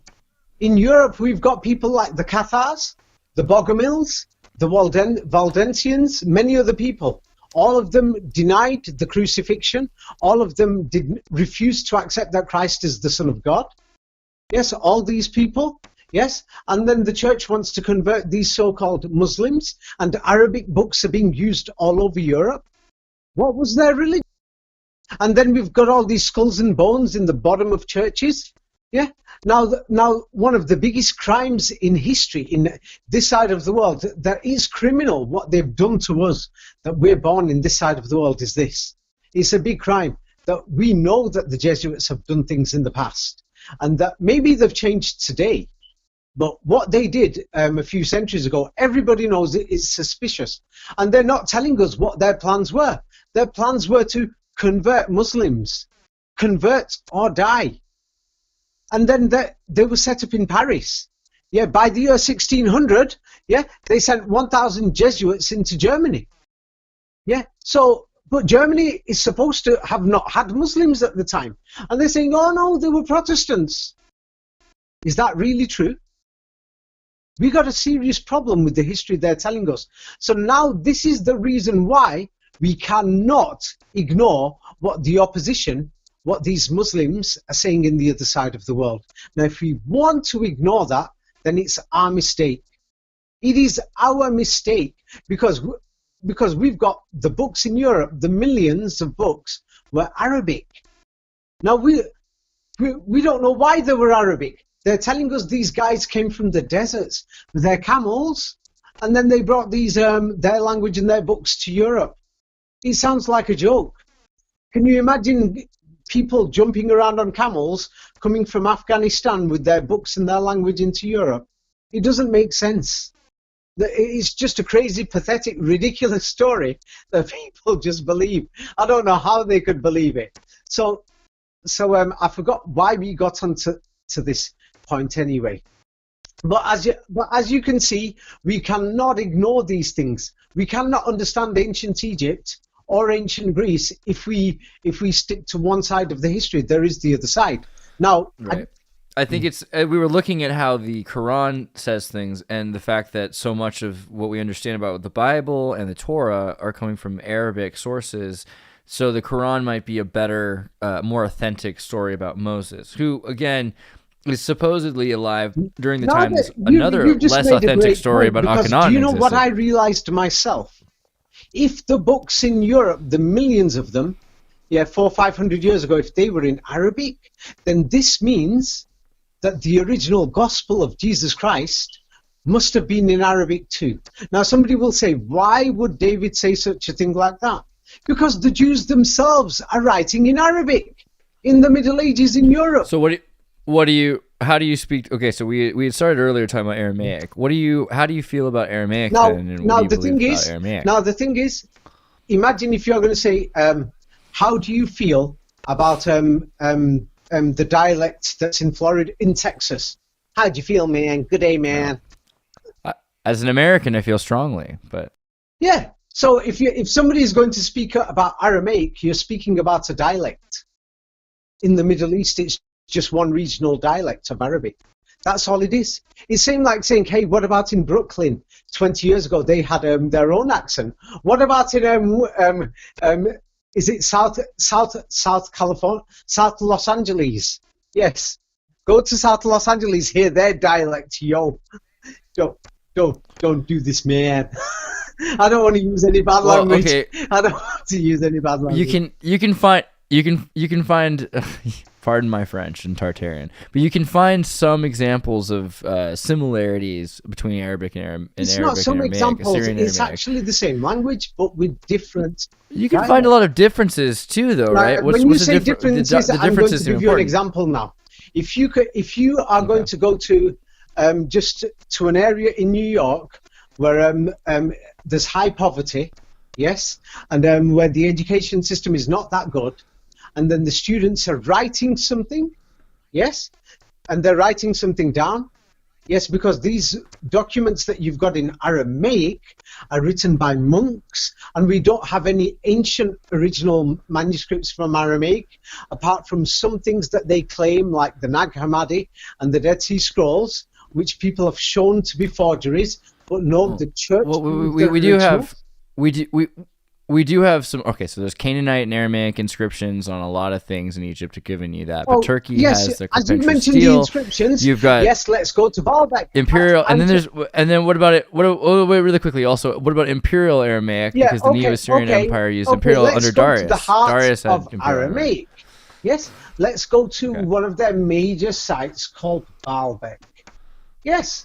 So same like you mentioned the Egyptians, and I showed you, hey, this temple wasn't even here. They only built it in the last 100 years. Then they decorated it with hieroglyphics, and they're saying this is history. Oh, don't take Baalbek away from me. Are you gonna destroy Baalbek now? I'm not destroying anything.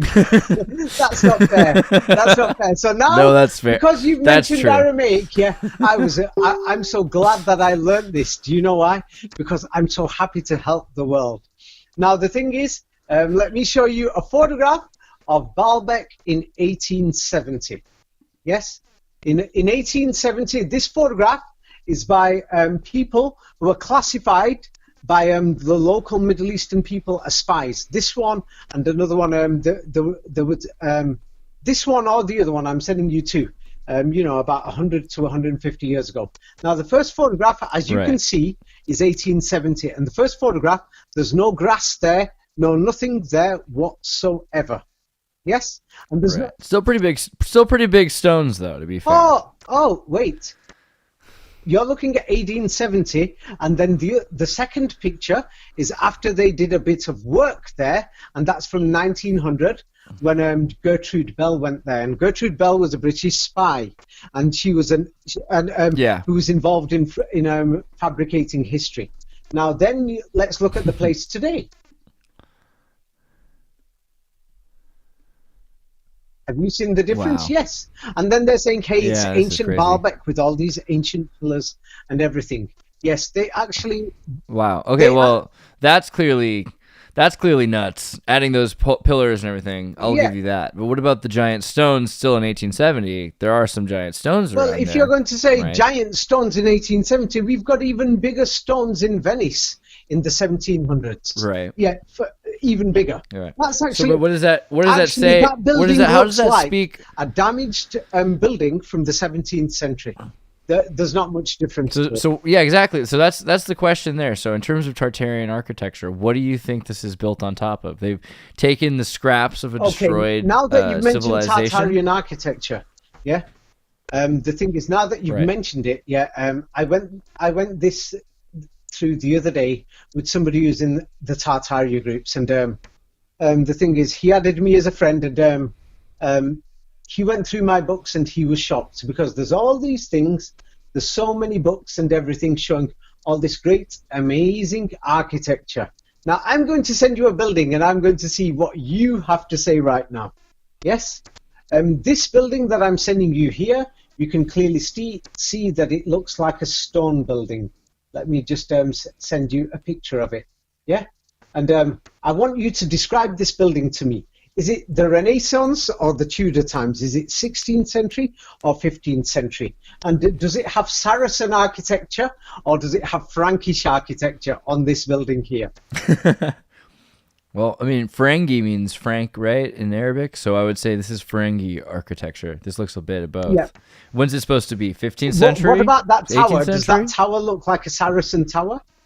Can you see the... It's exactly the same. The exactly same mining style towers, the squared towers, and also you have the Technasma poles. What is this How building old do you again? think that Where building this is? mining place? Well, I mean, bricks can be sandblasted. It could be old. I would say between 200 years and 600 years. Okay, now the thing is, how about that?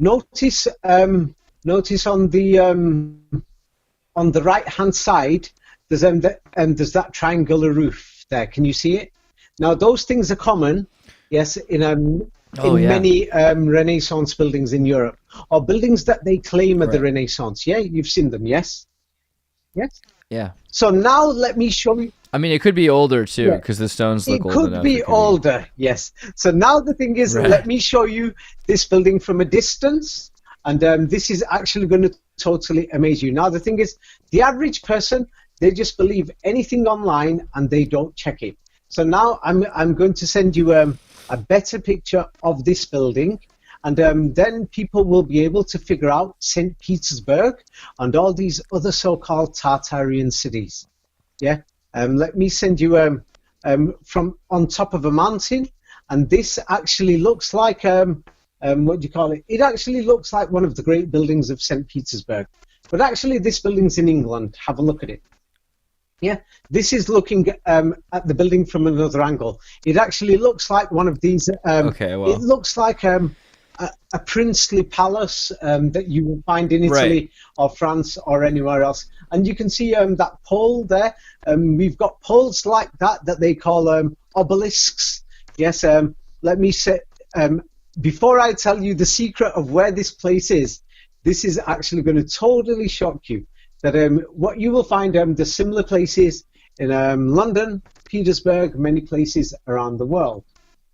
Yes, let me send you an example of Petersburg, because then the thing is, you will realize that many people who are going online, they're just being brainwashed by people in Tartaria groups who've never bothered to actually check the history or considered there's an opposition to Western history.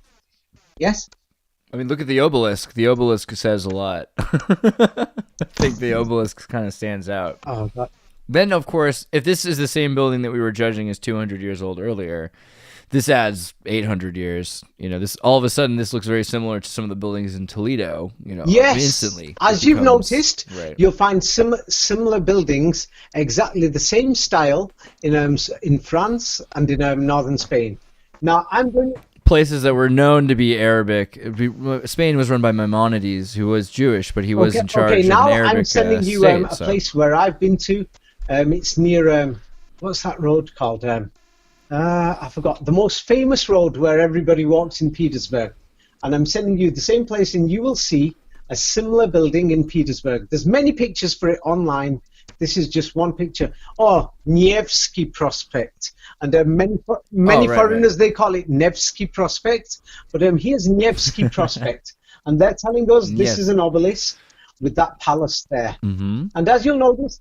Wow, and it has the electrum on top of it, the flame on top of the obelisk. As you've noticed, the building is similar. Now I'm going to give the secret away, and then this is when people are going to have to reconsider, the full history of that's going a bit too far in these Tartaria groups, that I think that some people are doing these things on purpose. Yeah. Now let me show you what this obelisk is in that the original place I sent you is actually in England. And the thing is, many of these obelisks, people can find out what they really are. Now here is the real deal. Can you see it? Have you found it? Yeah. It's actually a factory. Yeah, right there. So what I find really interesting is you've got these obelisks, but you also have mentioned mining. Wait, have you not seen it? They look like mining towers. Wait, it's a mining tower. The salt mill chimney? Yes. Yeah, exactly. The salt mill chimney. And I'm associating with an obelisk, right? An obelisk could be a salt mill chimney. All these big buildings that all these people are talking about, brainwashing half the world, saying, look at these smokestacks. No, they're saying, look at these great, amazing palaces. We can't find no plumbing in these buildings. We can't find no water pipes. Freud's saying they built it to be a phallic representation. No, it's a freaking smokestack. It's just a chimney for that factory. It's just a chimney. Have a look at what's inside the factory. Inside the factory, as you can see, is machinery, and the plumbing and the electric lines and everything else are actually not under the floorboard. So, have you found the four new pictures? Above. Yeah, they're aerial. They're aerial. They're aerial. Above. That's why many of these buildings that. And who are these little children running the machines? All the pictures have children. Oh yeah, in them. they kidnapped them from Eastern Europe because Eastern Europe. She doesn't look very happy. They kidnapped them from Eastern Europe. My book, Orphan Trains, explains how they took them away, and that's why the population in Western Europe started to increase, because they took them as slaves. I mean, it's interesting because the machines, though, they look like they're at the right height to be run by children. Maybe they're small people. Can you not see what I've just shown you? I've shown you the Saracen Tower and the Frankish Tower. Yeah. It's a hoax. Have you? Wait. Have you not just seen what I've just done and I've demonstrated to you? Yeah. I've just shown you that half these Tartarian buildings are not Tartarian at all. Nothing to do with free energy. Nothing to do with big giants or big doors. They were just factories. I mean, well, hold on. If you have a geothermal energy source that's running through a chimney, that's free energy. I mean, that's exactly what right now they're talking about: geothermal smokestacks to power they're talking about that electric right cars now, and I'm towns. talking about many of these buildings that they are claiming that if they're mining facilities produce energy. Factories. I mean, yes. Well, the other thing I'm noticing is all these pictures are. So this shows how far they've gone in telling lies. And now the thing is, it's got inside the Tartaria groups. The Tartaria groups are not going to find out the truth unless if they go back to the source and the beginning of this subject that went round like fire. Right. Anatoly Fomenko. Right. Yes. Well, looking at these pictures you've shown me, I'm seeing also, along with the smokestack obelisks, these large bricks. And if you look at the proportionality of these bricks, are rather impressive, but they're not giant. And then it reminds me of the Teletat blocks, right? And Akhenaten's Amarna temple, supposedly, right? Which is these blocks they found everywhere, which is rather small blocks. I think they're 3-hand-sized blocks that they were able. The supposed story is they were able to build a temple very quickly because they used Teletot. Because it seems like it's all about bricks. It comes back to that stones. Okay, right? Yes, I'm glad you asked that because the thing is, many people. Yes, I'm going to send you a photograph from the 1920s now. Many people are asking, yes, how the hell did these people move let's say if they built the Sphinx or the pyramids recently, yes, with slaves, yeah, local slaves. How the hell did they move these big bricks? Well, the great thing is, well, they were talking about. I've seen, buoyancy for some of the bigger bricks, but then this is a lot smaller bricks. So. Now the great thing is, the best thing is the people who created the fake monuments. What they did is they took souvenir photographs. So thanks to them, I've got the evidence. Now I'm actually sending you pictures from the Giza Plateau, yes, in the 1920s, yes, and people will have to look for this themselves. They'll find it. They'll have to translate into Arabic on Google Translate and look for the images, photos, videos on Egyptian television. Now here is at the Giza Plateau in 1920. There's workers there with modern metal or some type of bars, and they're lifting and carrying a big block. Can you see it? Have you received that? Like a tire. It looks like a tire. They're lifting it with a tire lift. Yeah, I mean, but the thing is, on a rail, and they're pushing it on wheels. Yeah, so that's what they're doing. And then here you will see on the left-hand side. There's workers there. There were slaves, the British, French, Italian empires. You'll see there's a man with a stick, and he's just hit that slave on the shoulder. Oh my gosh! What the heck? Yeah. Oh, okay. The full video is on my it's on my Facebook timeline right now. But more information is in my book, Ancient Egypt. Yeah, it's actually there. You can see though. This makes perfect sense. You've got a tire rack, Archimedes you've just lever. Seen the evidence with your own eyes. That's from the 1920s. Right. They're moving one of these blocks on the Giza Plateau. Yes. So I look at all these stories like Josephus, Manetho, Archimedes as trying to give us some credence of what happened in Tartaria, because they're saying, oh, these guys went to these places that were essentially Tartaria, and that's why we know about the lever or buoyancy or math formulas. What is the caseage of actual information escaping out of the lost civilization? What do we have that is real? Because if everything is just completely fabricated by these guys, it says two things. One, that we don't know about Tartaria. Well, hold on, just two things. One is that it tells us that we hold on really quickly. One is we don't know about Tartaria if it's all a lie. But the other thing is it says that the people that are manufacturing these things do have great technology, because the fact that he can lift this stone with these wheels now, whomever is in charge and making up history has this great technology. So what is it telling us? Now, the thing is, you've asked many questions in one question.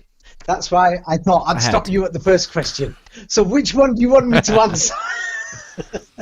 I can't help it. You're just going to have to go with what you feel. That's like asking several questions in one go. Yes. Follow your heart. Yeah. So that's going to be difficult to answer. But let's get to the bottom line. So you're saying, where do we start? Where do we go? So now, if you are living in Russia, and you grew up in the Russian education system, then you will learn more about Russia. Yes. If you grew up in, let's say, Italy, they'll focus more on the ancient Romans. If you grew up in United States, the American Civil War, things like that. If you grew up in Japan, it's going to be about the Union of Japan in 1603, which is exactly the same history as the Union of England in 1603.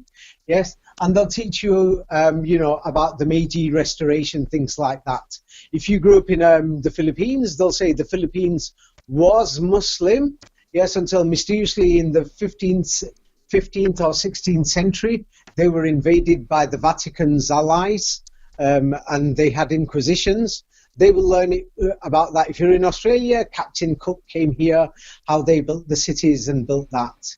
So now one thing that we do know is that from our experience, from living in this side of the world, that people in Australia are having the same problems with the history that they're told, same like I'm having in England. That's why you can talk to me and you're in the United States.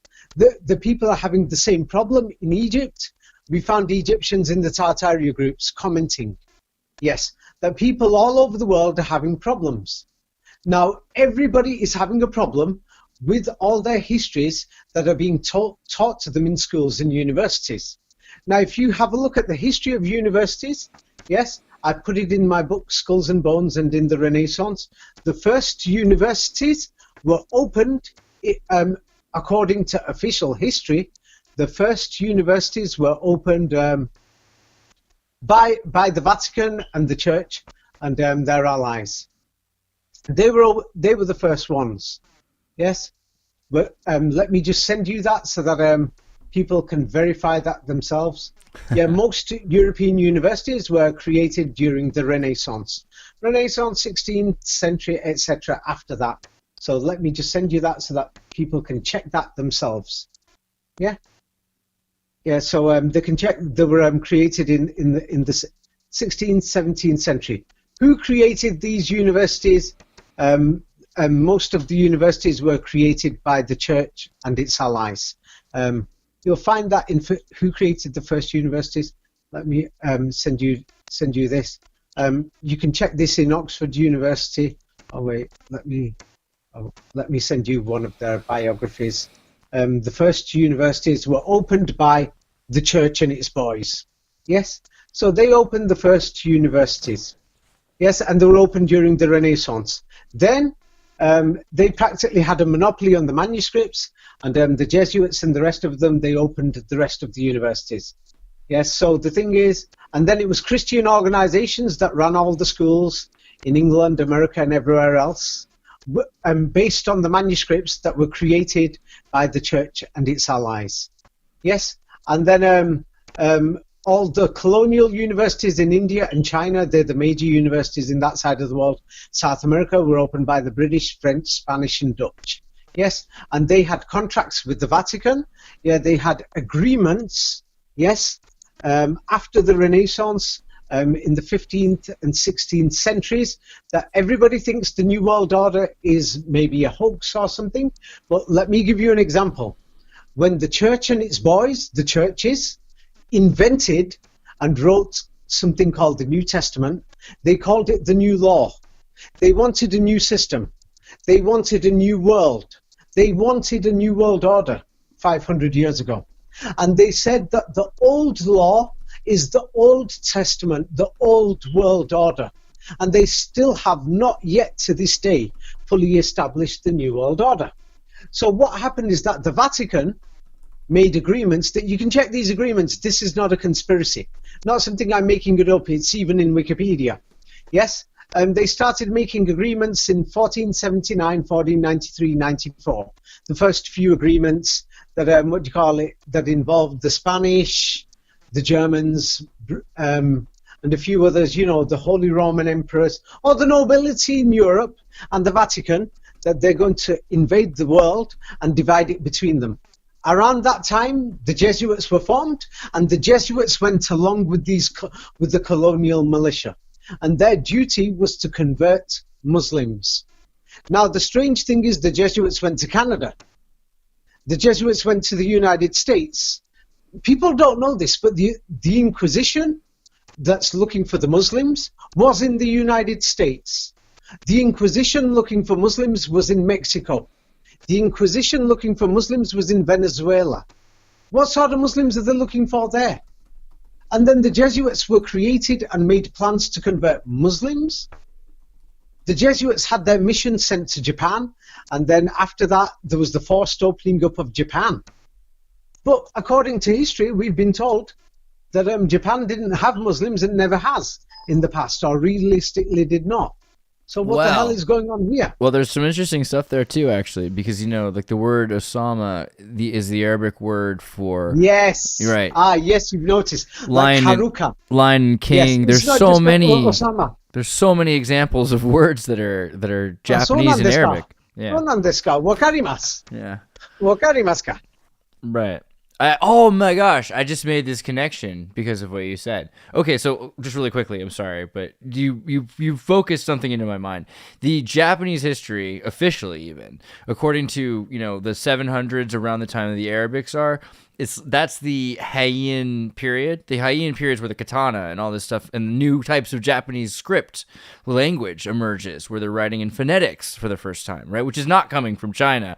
And then you've got the fact that Heian, if you really pronounce it with the correct, I mean, H and K, you can't use H and K as this big switch. So it's the the Khan period, and that's when the shoguns, the Khans, emerge. Well, if Arabic's in every culture, it might as well be in Japanese, but that's pretty impressive, you have to admit. Yes. I'll give you an example. I noticed that up to half the Japanese names are similar to Turkish Arabic names. Up to half. It's like they have the name Ayase, and then the Turks have Ayse, and the Arabs have Aisha. Yeah, so the thing is, I found Haruka, and then they've got Haruna and all these similar names. I noticed that because I went to Japan several times. I've always thought that Japan has been it's something different.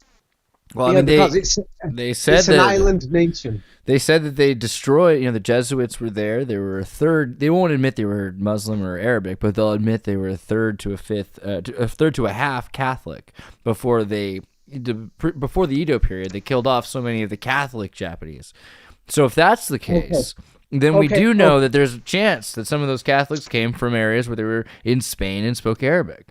So the likelihood of there being Arabic in Spain through the connection to whatever we consider Catholic now, but we don't know what that really was then. If it was really Jesuit, it probably could have been Muslim. They consider them Christian. Yes. So now the best thing to do is I went through Jesuit records. They claim it's from the 16th century, 17th century. Of course, the dating and the timeline, many people say is a forgery. So now the thing is, the first few things that people noticed is that the older Japanese that they call the Ainu, here are photographs of them, and they all had long beards. Yeah,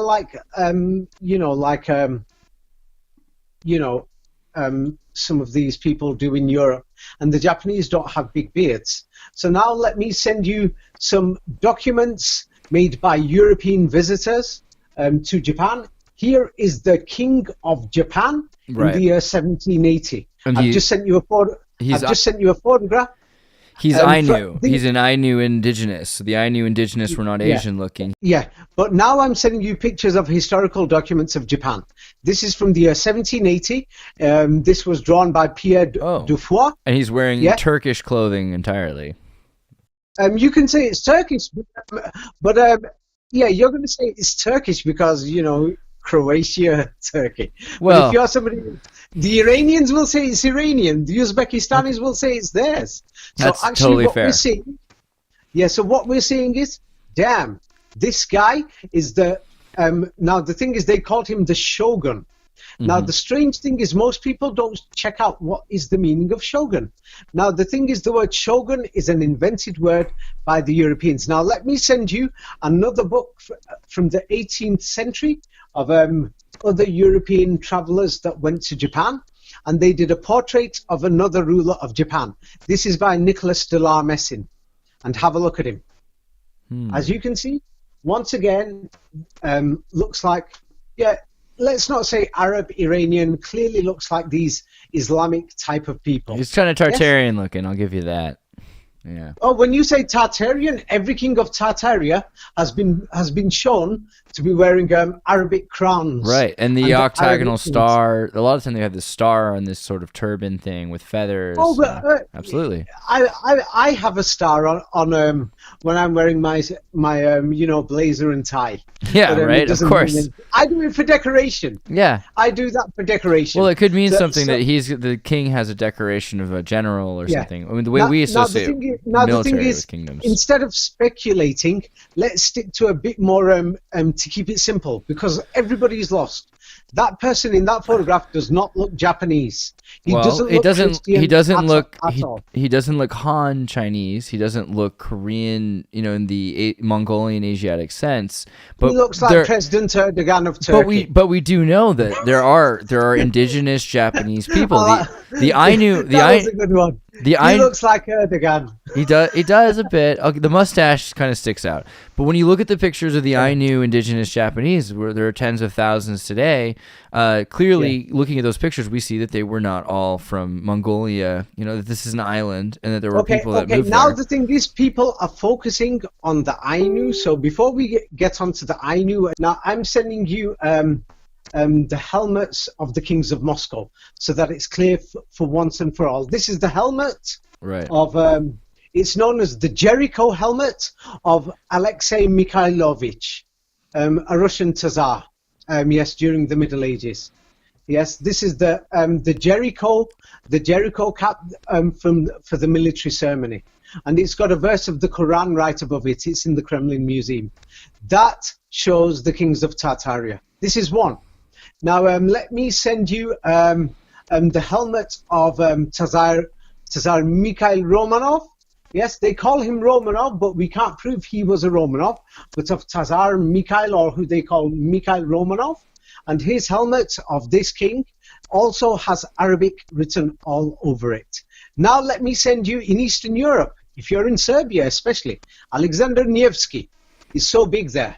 Yes, or in Bulgaria, Alexander Nevsky Church. Yes, Alexander Nevsky is so big, like, let's say, St. George is big for England. Yes, and let me send you the helmet of Alexander Nevsky.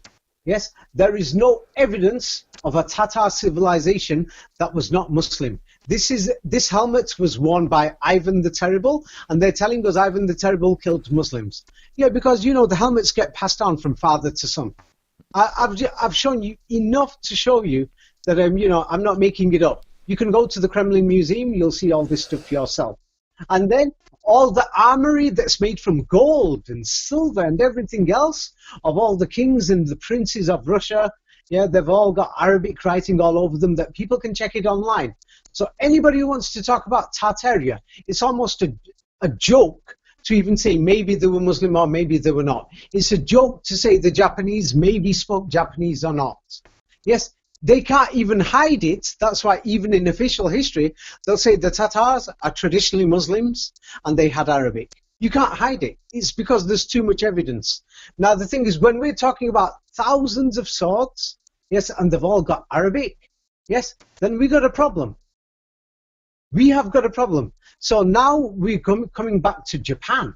So now the thing is, in Japan, I did a lot more research on this because I thought, hey, this is very strange that we've got these Japanese emperors, yeah, and they're calling them shoguns. So then I checked out who called them shogun, yes? And then the thing is, I found that Tokyo City was not called Tokyo. It was called Musashi. Yes, that was the biggest city in the southern islands. Now in the northern islands was the Ainu city, and that was called Isashi. Now the word shi could basically means like Tokyo-shi. Yes, like the city or area of Tokyo. So the Tokyo region was called Musashi, means the region of Musa. Now Musa is the Arabic word for Moses. Now in the north, the major city was Isashi. Now Isa is the Arabic name for Jesus. Now these are the two most famous cities from Japan, from the past. So once again, we've got emperors. There's more. I'm sending you pictures that none of them that they all look like something to do with Arabs. This is was drawn by Alan Manison Mallet. Yes, and he's got a turban on, and we can see it. But now, when we go to school, when we go to university, this is what we found in the historical manuscripts. But the pictures they show us today, and they're saying, no, this is the Emperor of Japan, dear. Have a look at the new picture. And it's a big difference. And then they're telling us that these men were called shogun. But now, parce que beaucoup de personnes, ils comprennent pas français, mais parce que j'ai étudié français un peu, je comprends français un peu, monsieur. Quand je regarde le nom de shogun en français, yes, the name shogun in French was written X-O-G-U-N. Now, the strange thing about X-O-G-U-N, it sounds like shogun today. But then the thing is, in the 17th and 18th century, many people wrote the word kogun with an X, not with a K. So now, and the G was pronounced Kahan, and that's why it was called Khan. Kahan or yes. Khan. So right. now the thing is, I'll write it down for you. So what they did is, in French, they called him Cowgun, and then today they called him ex-Shogun, and then today they call him Shogun. The pictures are a total forgeries, what they're showing us today. That the paintings we've got today of the Japanese are forgeries. So as you've noticed, the word Khan is the word king in English. So the thing is you know, as you can see, it had something to do with Islam. It had something to do with Islam, and everyone knows that the cities in Japan and the civilizations were wiped out. Yes, and the thing is, if people are going to say, hey, in Japan and Korea, these civilizations have been there for centuries, really? Oh, don't worry. Yes, I'm here to help you, Andreas, and let's see if that has any basis to it at all. I mean, yes, it seems like, though, if the history is all okay, the difference between the history all being lies and the history being lied about is very extreme. If they're completely brilliant, inventive storytellers, that's a different thing than if they're just changing the history. Changing the history, at least it's because there is a war going on. If everybody knows there's a war going on. Of course, but if there's a lie, I can look through it. I'm pretty good at looking through fake news and seeing what it is. If it's a completely invented story, it's harder. You've seen it with your own eyes. We cannot find Ephesus. Well, if St. you go, Paul if you there, look, he gave his speeches there. So now we've got to question who is St. Paul. Now we can't find Right. Celsus Library, the biggest Greek library where they exported books to Alexandria. So how can there be Alexandria without Celsus? It's same like saying that there is no New York and no Washington D.C., but America existed. No, for America to exist, the full history must be there. So the history that they've told us, we cannot find Athens. We cannot find it. And now what's even worse is that South Korea itself. Now the thing is, South Korea and Japan, yes, and the Japanese history, because I'm going to go next door so that people will know this is global. Here is a photograph of the city of Seoul in South Korea today. Now I'm going to send you the same place, yes, the place that you're looking. No, that's not Seoul. I sent you Taipei by accident. Sorry, delete that picture. That's Taipei. nice place, but that's Taipei. No, that's Seoul. I sent you the correct one. That's Seoul in South Korea. Now, let me send you the same place just 100 years ago, and you are going to be totally worried. This is the same place 100 years ago. And they're telling us that the South Koreans have lived in that condition, that those huts are not even permanent, no bricks, that the temporary huts that they had to rebuild them every year at that time. That and then there is another thing to show that building. There's a giant Chinese style fort in the back too. Oh, that was built by the Japanese colonialists, but they're Right. going to tell you that that's centuries old. That Yeah. what happened is they built that, and then you can find other construction photos of the full place, that there's nothing there in Seoul. And then you will see that the women are wearing these white cloth from the Industrial Revolution after that. This photograph's from around 100 years ago I've sent you, of the women wearing cloths, and then the wood has been made by machinery and imported there by the British, French, Japanese, Germans, Russians, and all these other people from Hong Kong. That the colonial empires, they're just building this place. And the people had just arrived. They just arrived. Yes, this information is in my book, Tatar City. Now, the point I'm trying to make about the thing is that they've just arrived. It means who was living there before, or did anybody even live there at all before? Now, this sounds like it's not important. It's very important, because, or otherwise we are not going to understand the history of Japan. And another big scam that nobody is talking about is everyone talks about Tartaria. What about the last great Tartarian city? Only collapsed in the year 1900, called Tatar City. Today it's changed its name to Beijing. And then they're going to tell you there's all these great Chinese cities and everything throughout China. Yeah, I've been to over 100 cities, maybe 150 cities in China, because they got too many.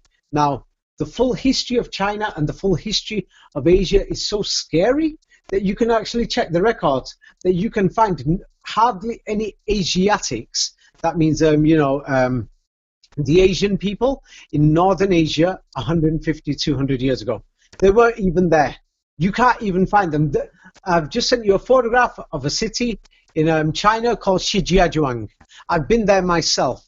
Now, the scariest thing is, if you look at the same place 100 years ago, if you look at the same place 100 years ago, there's hardly anybody there, and it's a settlement where the colonialists went there, the Europeans went there, and the Europeans even opened a church there, and they opened a train line there, and the people arrived.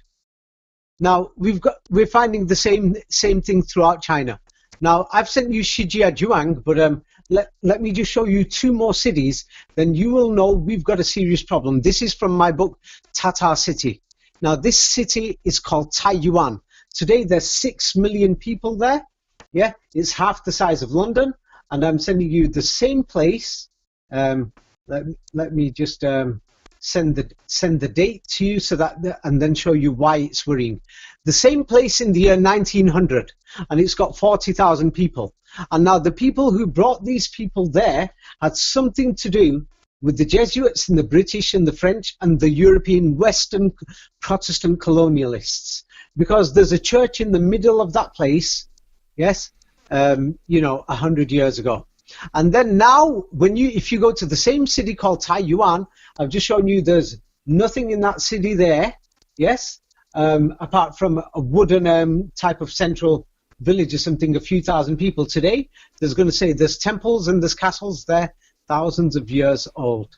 Now everyone's heard of the Shaolin Temple. You know the Shaolin Temple for Kung Fu and things like that, yes? It's kind of the Library of Alexandria story again. They've got this Kung Fu temple that everything's been lost from. But from there, they had people that knew how to levitate, right? I'm glad that you've shown that connection, because let's check out the Shaolin Temple, yes, is near Zhengzhou City. And it has these giant brick walls, just like everybody else. Wow. Wait, but now look at Zhengzhou City. Yeah. Today, it's like you could say New York or London.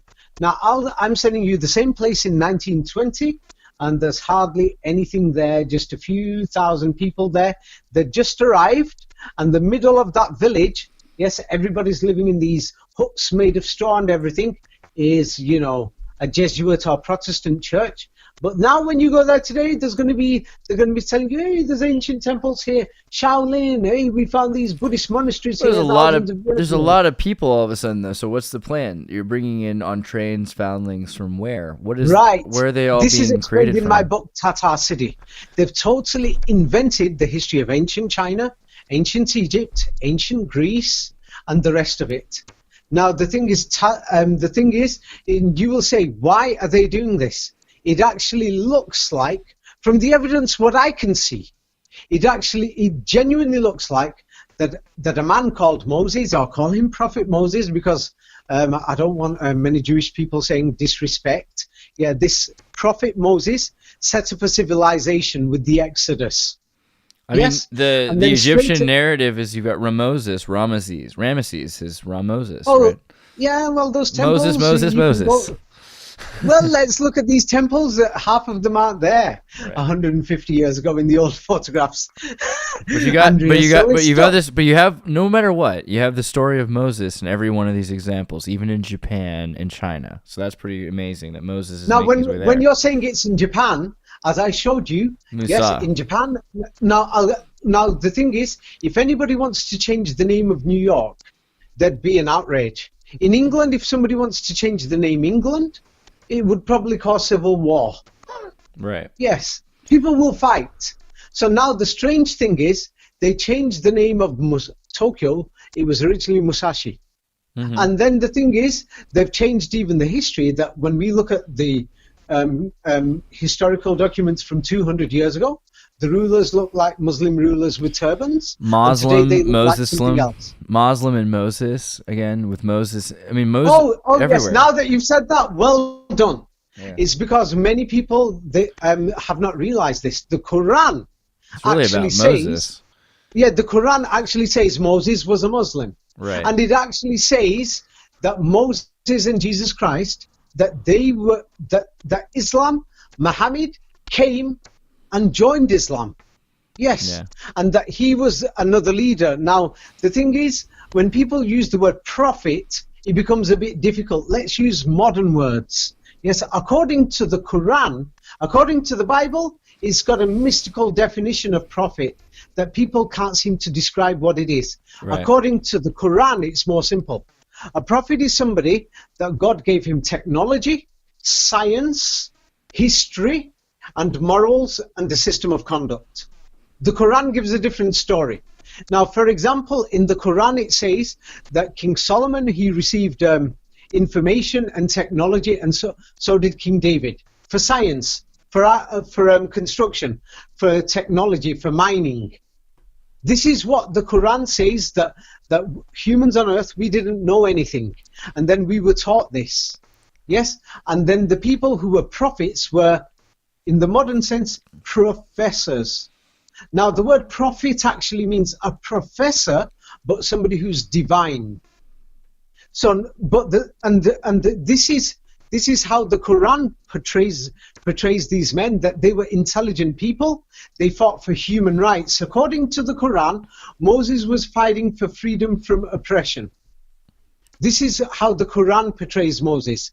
Now, the story in the Western world shows other things. Yes. Now, the thing is, the Quran actually shows some other things as well. Yes. But the thing is, the Quran shows a totally different history of the world. Now, going back to Japan so that we don't get diverted. Yes. Right. So the thing is, when you're talking about Moses in Japan, it does not use the name Moses as it's described according to the modern Hebrew language or Latin, but in the Arabic. Okay. Now the thing is, language is a very big topic. Yes, because if you're going to talk about it, because they say that these changes that happened in Japan, they came through Korea, and as I've shown you, something's wrong with the history of Korea, as it looks like the people just arrived there only 100 years ago. Right, yes? And they worship the moon, right? They have like a folk tradition with a moon goddess or something, which seems very Roman. But when you look at the photographs of the people who are living there, what sort of tradition do you think people have over there? Now, if you want to actually compare those people today, go to somewhere like, let's say, Venezuela, for example, or to Colombia, and go to some of the villages where people are still living in similar types of houses. Yes? Mud brick. And then you'll see that they've got no worship system whatsoever. But somebody from the outside will come and say he's showing honor and worship to this stick or to this idol. But they have this idea. They have this idea of weather being important, at least, is it not? I mean, because you have to remember. This is the thing. Okay, this is something I found because of you also. When you were talking about 19 and the importance of 19, looking into the tri-seasonal Egyptian calendar and all this other stuff about calendars around the world, the Hebrew calendar, the Jewish calendar is a lunar calendar. And so it does not synchronize perfectly with the solar calendar, except that they've set it up to do so every 19 years. So the 19-year cycle is the lunar-solar elliptical. Yeah, and Metonic cycle. Right. Yes. So it's interesting that the Metonic cycle is the 19-year cycle, and that this is also something that matters to the Koreans because they're obsessed with the moon and they're using the lunar calendar. The similar also Muslims use the lunar calendar as well. Okay. Now, the thing is, languages and calendars, those things will need a very long time for them. So the thing is, we focused on many things today, so I think we should just leave it at that. What we'll do is, for the benefit of people, like today I went through a few things from a few comments what viewers have said. So what we'll do is, because, for the advantages of people who joined your channel, what they should do is send you a list of questions and on the next topic that we do, and if it's within that list, what we'll do is from that list we'll look through what's relevant for that topic, and then we'll answer their questions. But anything I've spoken about today, I've made it clear that I cannot say everything within one video. So some people who comment and criticize saying he didn't mention this, he didn't mention that, he's not clear on this, he's wrong on this, he's right on this. Wait a minute. Read the full information, research it yourself, or read my books. If you don't want to read my books, you're welcome to go and research everything yourself. Now, if you're going to look at, instead of one monument in ancient Egypt, go and look at 100. And look at the photographs 100 years ago of 100 monuments. Then come back to actually make a statement, yes, and say, hey, this is right or this is wrong, or I believe this or I believe that. It's actually wrong to make a judgment on something. It's like, you've invited me to speak because you know that I've checked these things. Or otherwise, if you invited me to speak and if I hadn't checked so many things, then it would be ridiculous. You know, somebody will say, why have you invited him? He's got no evidence, supporting evidence. He doesn't know what he's talking about. Yeah? You've been around the world and you've seen a lot of things. I think it's worth hearing your experiences out and your perceptions. But yeah, guys, super chat your questions if you want to hear them answered first, and make sure you comment and like and subscribe and share this video with everybody so the word gets out there. Yeah. More from David Ewing Jr. Up. Yes, it's a very challenging conversation that you're bringing these things up, because now the viewers can actually learn, yes, many things, and yes, they can benefit from it. Yeah, okay. It was great talking to you, Andreas, and hopefully we'll talk next time. Yeah. I can't wait. It's going to be awesome. It always is. Yeah. Have a great night ahead. Okay. Yeah. Bye.